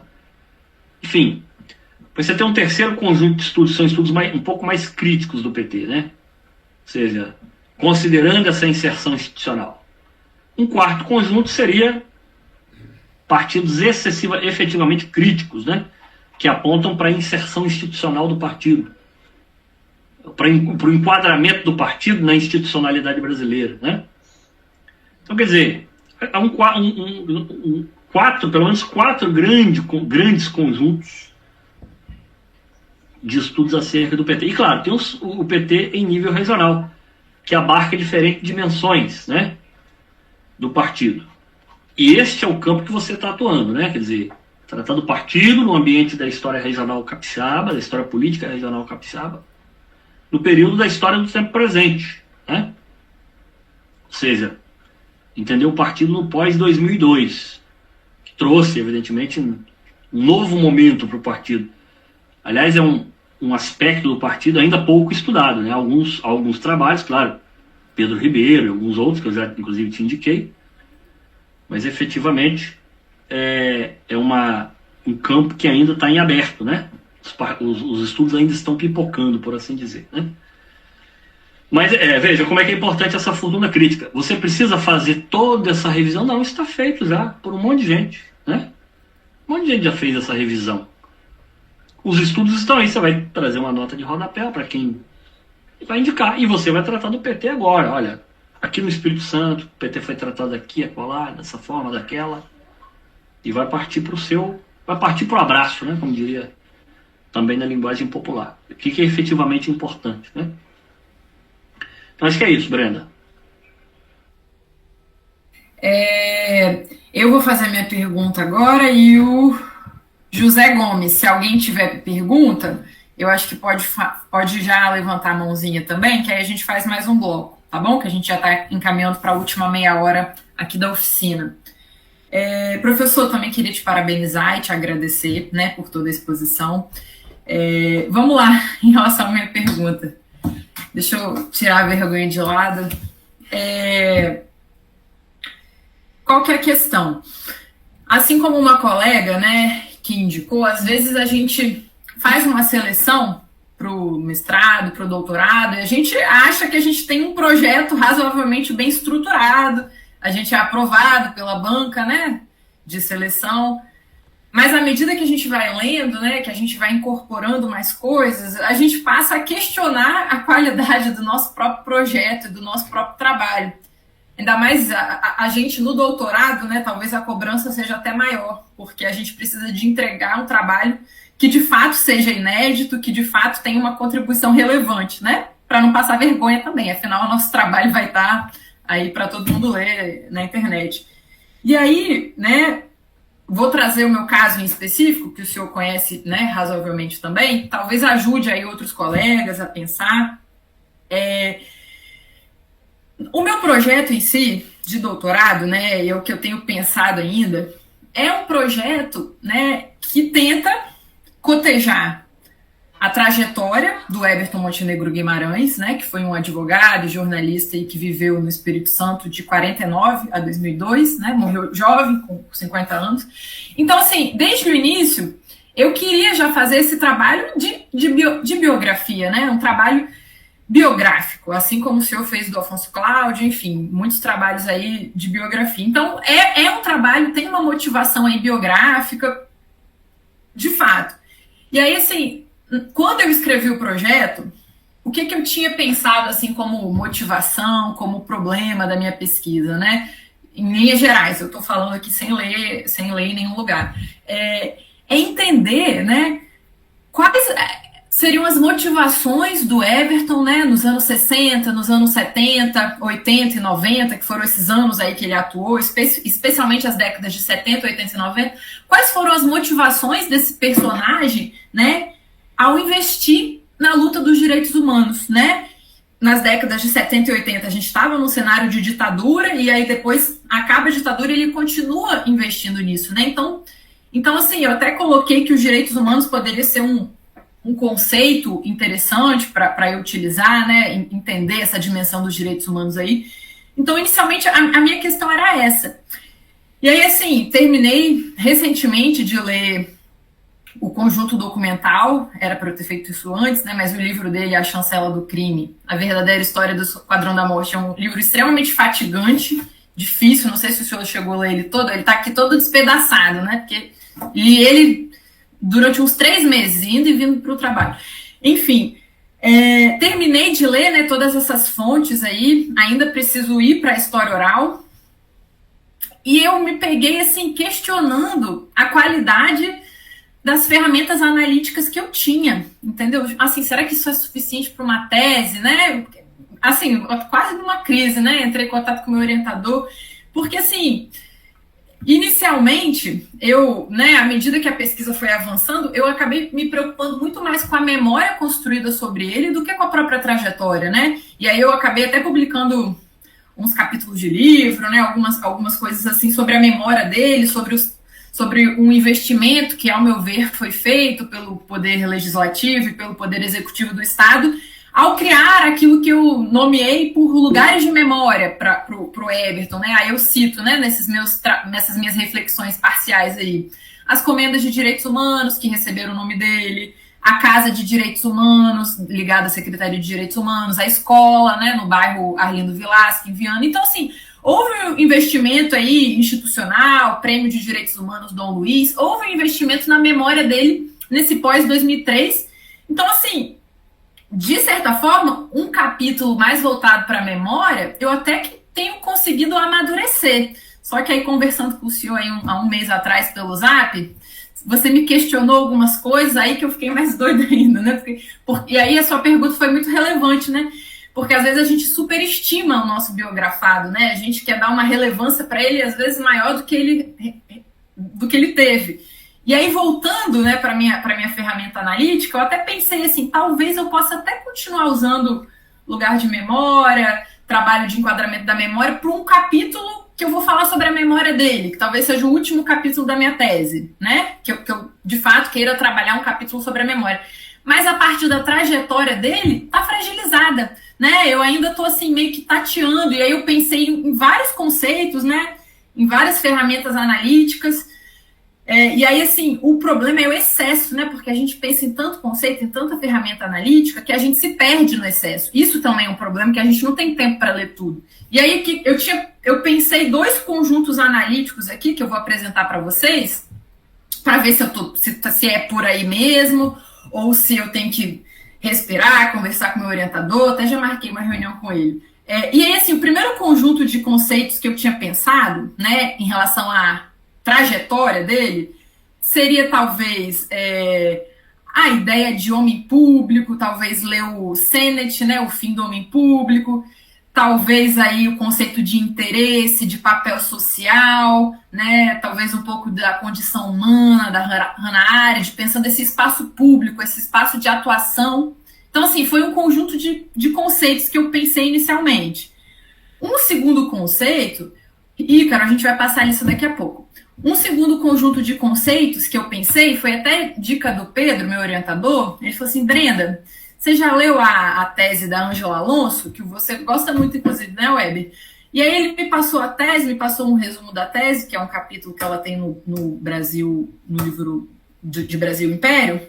E aí ele falou assim, porque talvez você possa conseguir mobilizar o conceito de repertório, de estrutura das oportunidades políticas, pensando que o Everton Montenegro Guimarães teria mobilizado um repertório aí que foi ativo na década de 70 e 80, que era o repertório de direitos humanos, né, de uma luta pela democracia.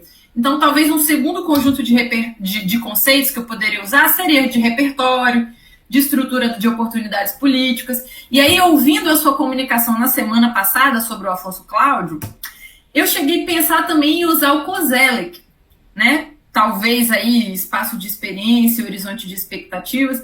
Ou seja, eu tenho muitas ideias, né? Tenho muitas possibilidades de ferramenta analítica. E com esse excesso, o meu problema é o excesso, né? Eu acho que na dissertação de mestrado também foi o excesso. Aí eu acabei conseguindo recortar, né, no final, assim. Então, às vezes, o excesso é um problema, talvez não meu, né, de muita gente que está nos assistindo também. Então, acredito que eu consiga... Acredito que eu tenha apresentado minha questão, né, apesar de ter me perdido um pouco. Se o senhor quiser responder, eu acho que é melhor, e depois a gente passa para o José, senão a gente se perde aqui. Pode ser, José? E aí eu vou passar a lista de presença também nesse meio tempo. Vamos lá, vou tentar, bom, pelo menos iluminar. Veja bem, eu acho que você deveria fazer algo mais simples, viu, Brenda? Em primeiro lugar é o seguinte, todo personagem, e aí, claro, eu acho que você deve investir naquilo que é mais simples, a meu ver, a priori, que é um gênero biográfico mesmo, tentar fazer, ou dialogar com os elementos do gênero biográfico, né? Entender a trajetória do Everton sem a intenção de demonificá-lo ou de sacralizá-lo, né?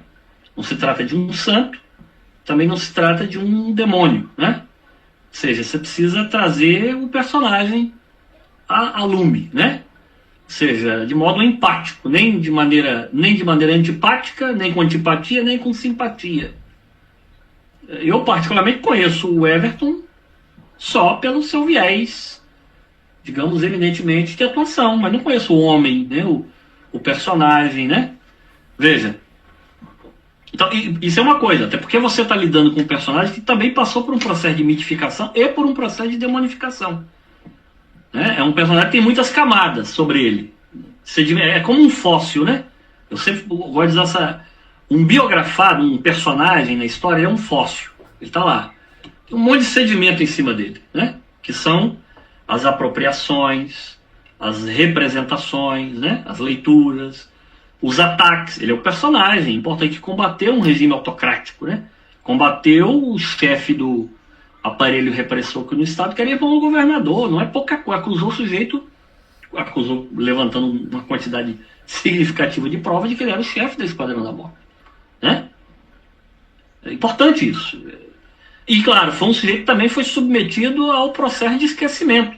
Esquecimento também é memória. Esquecimento é uma forma de apropriação. Então, preciso primeiro trazer o personagem a lume, né? Portanto, traçar a trajetória do sujeito, onde ele se formou, como. Inclusive desmistificando, né? Geralmente os personagens, se pegar o Everton pelas entidades que procuraram consagrá-lo, né? Ele provavelmente é descrito como um titã, né? Um homem iluminado além do tempo. Quando você vai verificar o sujeito em loco, ele é humano, demasiadamente humano, né? Eu aprendi muito com o Afonso Cláudio, né? O quanto isso é importante. Até do ponto de vista pessoal, né? A gente tem às vezes medo, receio de assumir determinados cargos, né? Que às vezes nos é colocado como uma missão, a gente, nossa, não tem preparo para isso. A gente acha que esses grandes vultos são homens por excelência preparados, né? Municiados para lidar com a diversidade. Nada. São homens frágeis, medrosos, né? O Getúlio Vargas era absolutamente medroso. Getúlio, hein? O maior ditador da história republicana brasileira, né? Absolutamente medroso, né? Melancólico. A melancolia é a palavra que mais define Getúlio Vargas, né? Então veja, primeiro traz o elemento a lume, e ao longo do tempo, veja, aí é importante, o objeto, o Everton é a linha condutora da sua narrativa. Em torno dele tem um espiral do modo como é lido, do modo como ele é representado. Seja pela imprensa da época em que ele escreveu, né? Escreveu, por exemplo, o livro dele, que é o livro mais badalado, né? Inclusive foi lançado, no Rio de Janeiro, salvo engano. E tem tempo que eu não visito esse período, né? E esses temas. Até para dar repercussão primeiro no plano nacional, uma forma dele se proteger, né? Como é que ele foi sendo representado e sendo apropriado por diferentes setores, considerando determinados interesses, né? Como é que o Dias Lopes e os, digamos, membros do establishment do regime autoritário em nível regional se apropriou da imagem desse sujeito e representou esse sujeito, né? Há interesses em jogo em colocá-lo de uma determinada forma e não de outra, né? E como é que ele foi, a partir de um determinado momento, submetido ao limbo do esquecimento, né? Repito, esquecimento também é memória, né? E como é que ele vai ser resgatado? Qual é o espaço de experiência que ele está sendo resgatado? Eu acho que melhor do que lugares de memória, como diz, não é o conceito adequado para você, ele não ocupa lugar de memória. Lugar de memória quem ocupa é Getúlio Vargas, tem a Praça Getúlio Vargas, tem a Avenida Getúlio Vargas, né? O Everton deve ter no máximo uma rua, né? Uma comenda, uma rua. Tem escola, tem casa de direitos, tem comenda, tem livro. Ok. Pergunta aqui para os 40 e tantas pessoas, quantas pessoas sabem onde é a escola que leva o nome do Everton Montenegro? Areinha, Viana, eu estava lá na inauguração, mas eu sou velha, né? E não vale também que você é superintendente. Não, eu estava lá na inauguração. Escuta, eu me metendo aqui, quem deu o nome à escola foi Paulo Artung, que era isso, Paulo Artung. A gente nem queria, porque queria o membro da comunidade. Mas entende, é preciso verificar o seguinte: paralelamente à trajetória do sujeito, tem todo um processo de apropriação e representação do sujeito que atende a determinados interesses. Né? Parafraseando aqui a luz do Afonso Cláudio, né? Ou parafraseando a mim mesmo a luz do Afonso Cláudio. A geração, quer dizer, o Everton e o grupo que ele representava, ele também não está isolado, ele não está no vácuo, né? Ele não é um ser solitário, né? Ele representa um determinado movimento. O que esse movimento propunha, objetivava, né? Em lançar o livro com determinadas estratégias, qual foi a tiragem, qual o público que atingiu, né? Percebe? Tem todo um ambiente de intencionalidade aí colocado. Então você precisa decodificar, trazer a lume esses elementos. No decorrer do processo de perseguição ao Everton, ele foi preso, né? Como é que foi esse processo? Como é que os jornais estão reportando? Uma pena que o jornal da... Ele foi preso em que década de 70, né? 70. 1970. Pois é, como é que os jornais estão retratando isso? Retrataram isso? É uma pergunta. Né? E como é que reportaram a notícia da prisão dele? Né? Como é que foi denunciada essa prisão? Como é que foi o trato em relação a isso? Então, essa é uma coisa. Depois eu acho que ele entra no limbo. Né? Eu te dei um depoimento. Quando nós fizemos aquele livro de 2005 da Assembleia Legislativa, eu não achei o livro, não tinha estante virtual, viu? Achei. Fui em tudo quanto é sebo, na biblioteca não tinha, né? Enfim, não tinha o livro. Quer dizer, o livro foi desaparecido, foi recolhido, os exemplares que foi possível recolher, né? Não sei, eu estou elucubrando, né? Aí veio a abertura, né? Na abertura o sujeito renasce. Tanto ele, né, retoma suas atividades na condição de advogado, vinculado à Arquidiocese de Vitória, né? E aí veja, há um processo de reconstrução, tanto ele pessoal, e claro, recolocando ele no debate como um ícone dessa mobilização em torno dos direitos e garantias fundamentais, como também em relação à própria, enfim, os movimentos sociais que surgem nessa seara dos direitos humanos, né? E claro, depois da sua morte, aí há um novo processo de apropriação, com diferentes intencionalidades. Quer dizer, eu acho que o Koselleck caberia muito bem. Os espaços de experiência, vários, né, que ele foi lido e relido, né, considerando o horizonte de expectativa, o que se projeta, o que se objetiva, o que se anseia, né? Então eu acho que é por aí, fazer um debate entre essa noção de apropriação, talvez o Roger Chartier te ajude nisso, né? Essa coisa de como é que os grupos hegemônicos ou não, né, representam determinados personagens e representam o próprio passado, né? Ou uma determinada realidade, considerando determinados objetivos. Qual é o sentido que se dá ao Everton? Né? Qual é o sentido que se dá a ele? Com qual objetivo? Enfim, é tentar estabelecer esse tipo de diálogo. E claro, a partir da própria noção de memória também, em alguma medida, sobretudo considerando o seu pós-mortem, né? Sobretudo, né? No caso do Afonso, se constituiu uma memória singular. Quer dizer, houve uma seleção deliberada de determinadas nuances da sua trajetória, portanto houve a construção de uma memória, muitos desses traços inventados mesmo, né? No livro eu estou trazendo isso, o que foi inventado, o que não foi inventado, para torná-lo esse caso exemplar do movimento abolicionista e republicano no Espírito Santo, no sentido de colocar o Espírito Santo para além da sua condição de atraso. Olha, o Espírito Santo não, ele tá concatenado, né, o que está sendo verificado no plano nacional. Né? Então é mais ou menos nessa lógica que eu acho que você deve pensar o sujeito. Né? Vamos lá. Não sei se eu... O professor, só me indica, qual é o livro do Chartier que você acha que caberia uma leitura? Deixa eu ver aqui. Depois eu te passo. Tá bom. Aquele mais importante dele, agora eu esqueci o título. Aquele de representação, que todo mundo... Esse aí. Tá. Vamos lá para as últimas pessoas que tinham levantado a mão?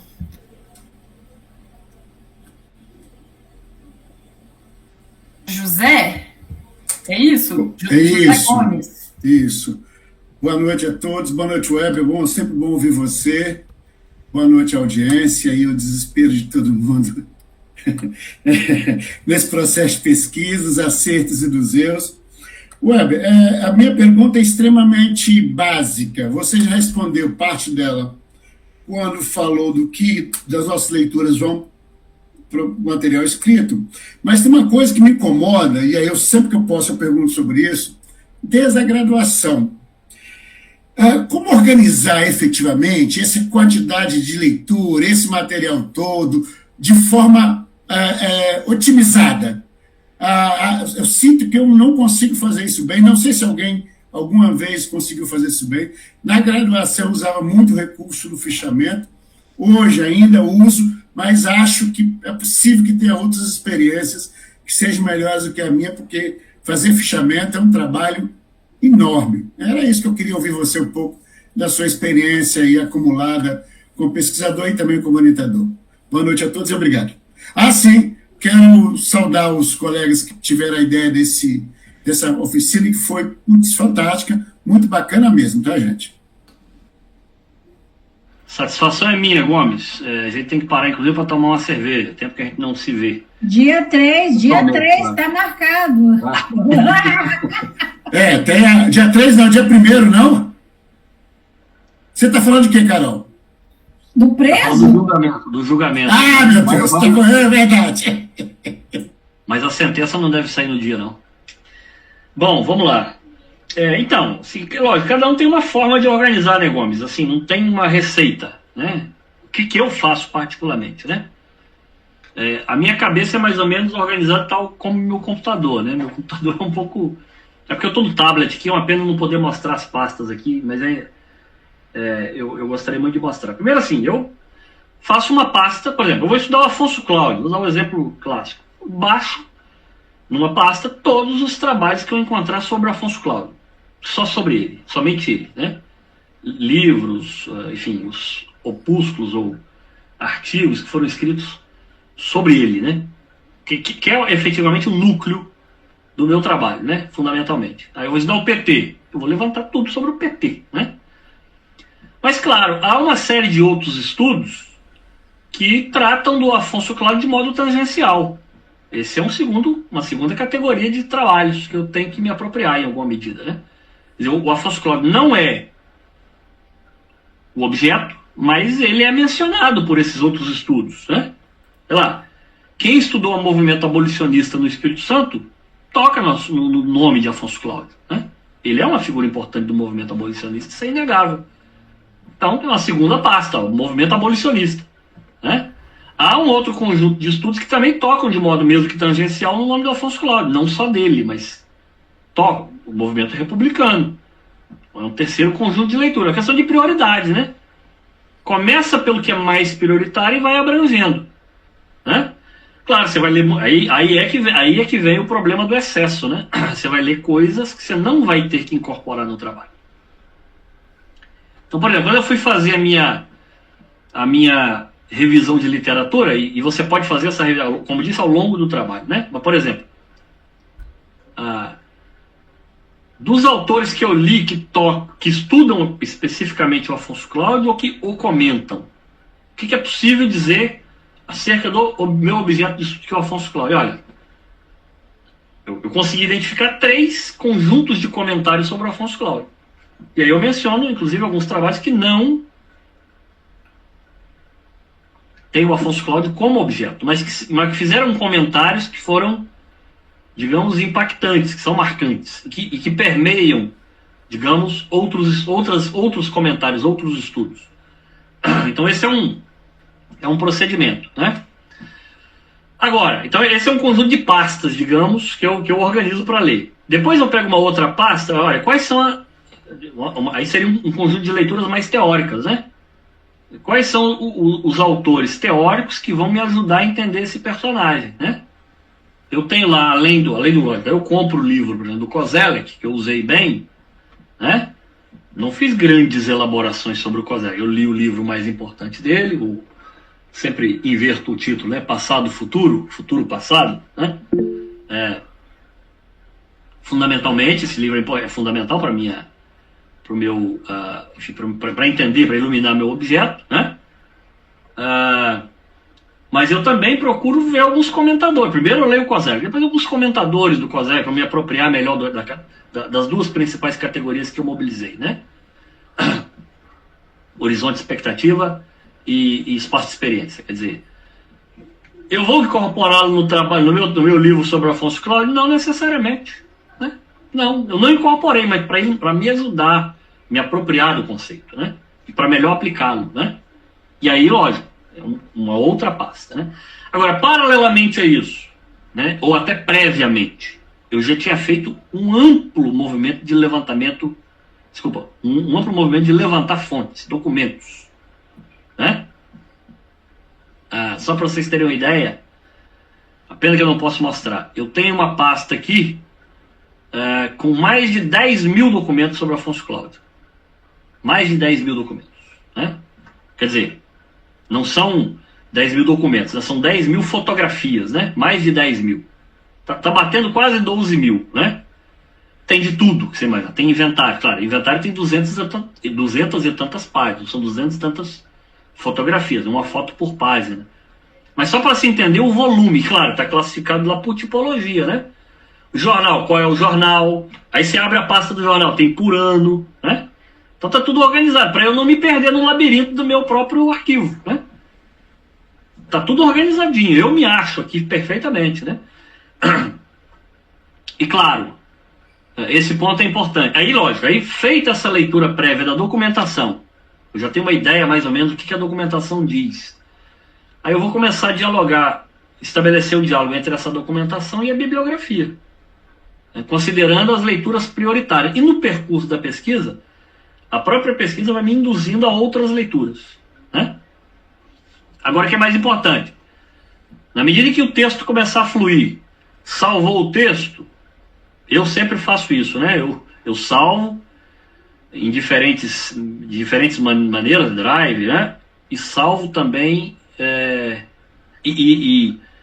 no próximo arquivo que eu for mexer, não é aquele arquivo que eu parei de escrever, eu vou trabalhar um outro arquivo, aquele vai ficar lá guardado, né? Eu devo ter, sei lá, umas 100 versões no processo de produção do Afonso Cláudio, né? Essa é uma forma que eu tenho de fazer, né? Vai mostrar desde as primeiras versões, das primeiras páginas, até o livro pronto agora, né? Eu gosto de fazer esse movimento, né? Para verificar a própria evolução do processo, né? Então, assim, essa é a maneira como eu costumo trabalhar, viu? Agora, isso tudo acontece meio que de modo paralelo, né? Agora, em se tratando de historiador, né? O mergulho prévio às fontes é fundamental. É uma pena que os nossos cursos de graduação sejam cursos excessivamente bibliográficos, né? Isso é um problema. O campo historiográfico é um campo que lida com fonte. Primeiro é a fonte. Depois você vai procurar outras coisas, né? O que a fonte pode te proporcionar, né? Um aluno meu vai defender agora dia 1º, né? O Fábio Leite vai defender uma dissertação sobre a sedição de Santa Isabel, que foi um movimento que aconteceu em Domingos Martins em 1897, né? É interessante. Primeira coisa que nós achamos foi a fonte. Primeiro foi a fonte. Até porque ninguém tinha conhecimento. Mesmo gente que estuda o Espírito Santo há décadas, como é o meu caso, como é de outras pessoas com as quais eu conversei. Primeiro foi a fonte. Agora nós vamos tentar entender o que foi isso aqui, meu filho. Lemos o documento, quase 160 páginas, o habeas corpus, né? E agora vamos procurar a bibliografia, outros documentos, nos jornais. Aí fomos agregando ao elemento original que é a fonte, né? Percebe? O percurso é inverso, né? Isso facilita muito no trabalho de construção da pesquisa. Porque te impede, pelo menos, de ficar tateando muito, né? Por um lado, e por outro lado, quando você vai para a escrita, você já consegue definir de modo mais claro o seu objeto, que o objeto depende da documentação que você tem em mãos, né? Você não vai ficar procurando coisas, né? O objeto já está, de certo modo, estampado na fonte, né? No documento. O pessoal da história antiga tem um pouco mais de facilidade com isso pela escassez de fonte, né? Geralmente eles lidam com uma única fonte, né? Sei lá, a organização do espaço urbano no documento lá do bispo de Cesareia. É um único documento, eles vão cortejar aquele documento. Aí eles vão buscar os elementos. No nosso caso, que estudamos períodos mais contemporâneos, nós temos um inverso, né? O excesso de documentos. É preciso fazer de maneira devida, é mais difícil fazer os recortes para não entrar no labirinto. Eu poderia ter me perdido no meio desses 12 mil documentos aqui sobre Afonso Cláudio, né? 12 mil fotografias, né? Eu usei tudo? Evidentemente que não. Tive que fazer algumas, né? Mas tentando incorporar o máximo possível, né? Então é isso, quer dizer, não tem receita, mas são pequenos procedimentos que você toma para, enfim, para customizar, para melhor operacionalizar a sua pesquisa, né? Obrigado. Gente, mais alguma consideração final? Acho que não, né? Já está dando o nosso tempo. A gente agradece muito, né, a presença de todo mundo, a presença do professor Weber. Felipe Fernandes está pedindo para a gente abrir a câmera, é isso, Felipe? Para a gente tirar uma foto do primeiro dia. Vou tirar uma foto aqui. Lembrar, né, professor Weber, na academia tudo tem que ser registrado. Realmente quem vai buscar depois lattes e financiamentos e bancas, concursos. Tirou foto, Felipe? Deixa eu tirar aqui. Você quer tirar? Porque eu tô gravando. Eu sou ruim nisso. Tirei, peraí. Deixa eu ver aqui. O meu só aparece um conjunto de pessoas. Como que faz para aparecer mais pessoas na foto? Acho que já tá. Eu acho que eu consigo, vai, deixa eu tirar. Vamos ver. Jamil Zoaim. Jamil Zoaim. Homenagem aqui, ó. Todo mundo diz. Valtinho. Aí, gente, a gente se encontra na semana que vem, tá bom? Na próxima terça, no mesmo horário. Acho que é com o professor André, né? Na próxima terça. Isso. Aí o foco da próxima semana vai ser metodologia para a gente aprofundar cada vez mais. Então a gente se vê na próxima terça, tá bom? Valeu, um grande Até abraço, mais. obrigado, viu? Obrigada, professor. Tchau, tchau. Grande abraço, obrigado.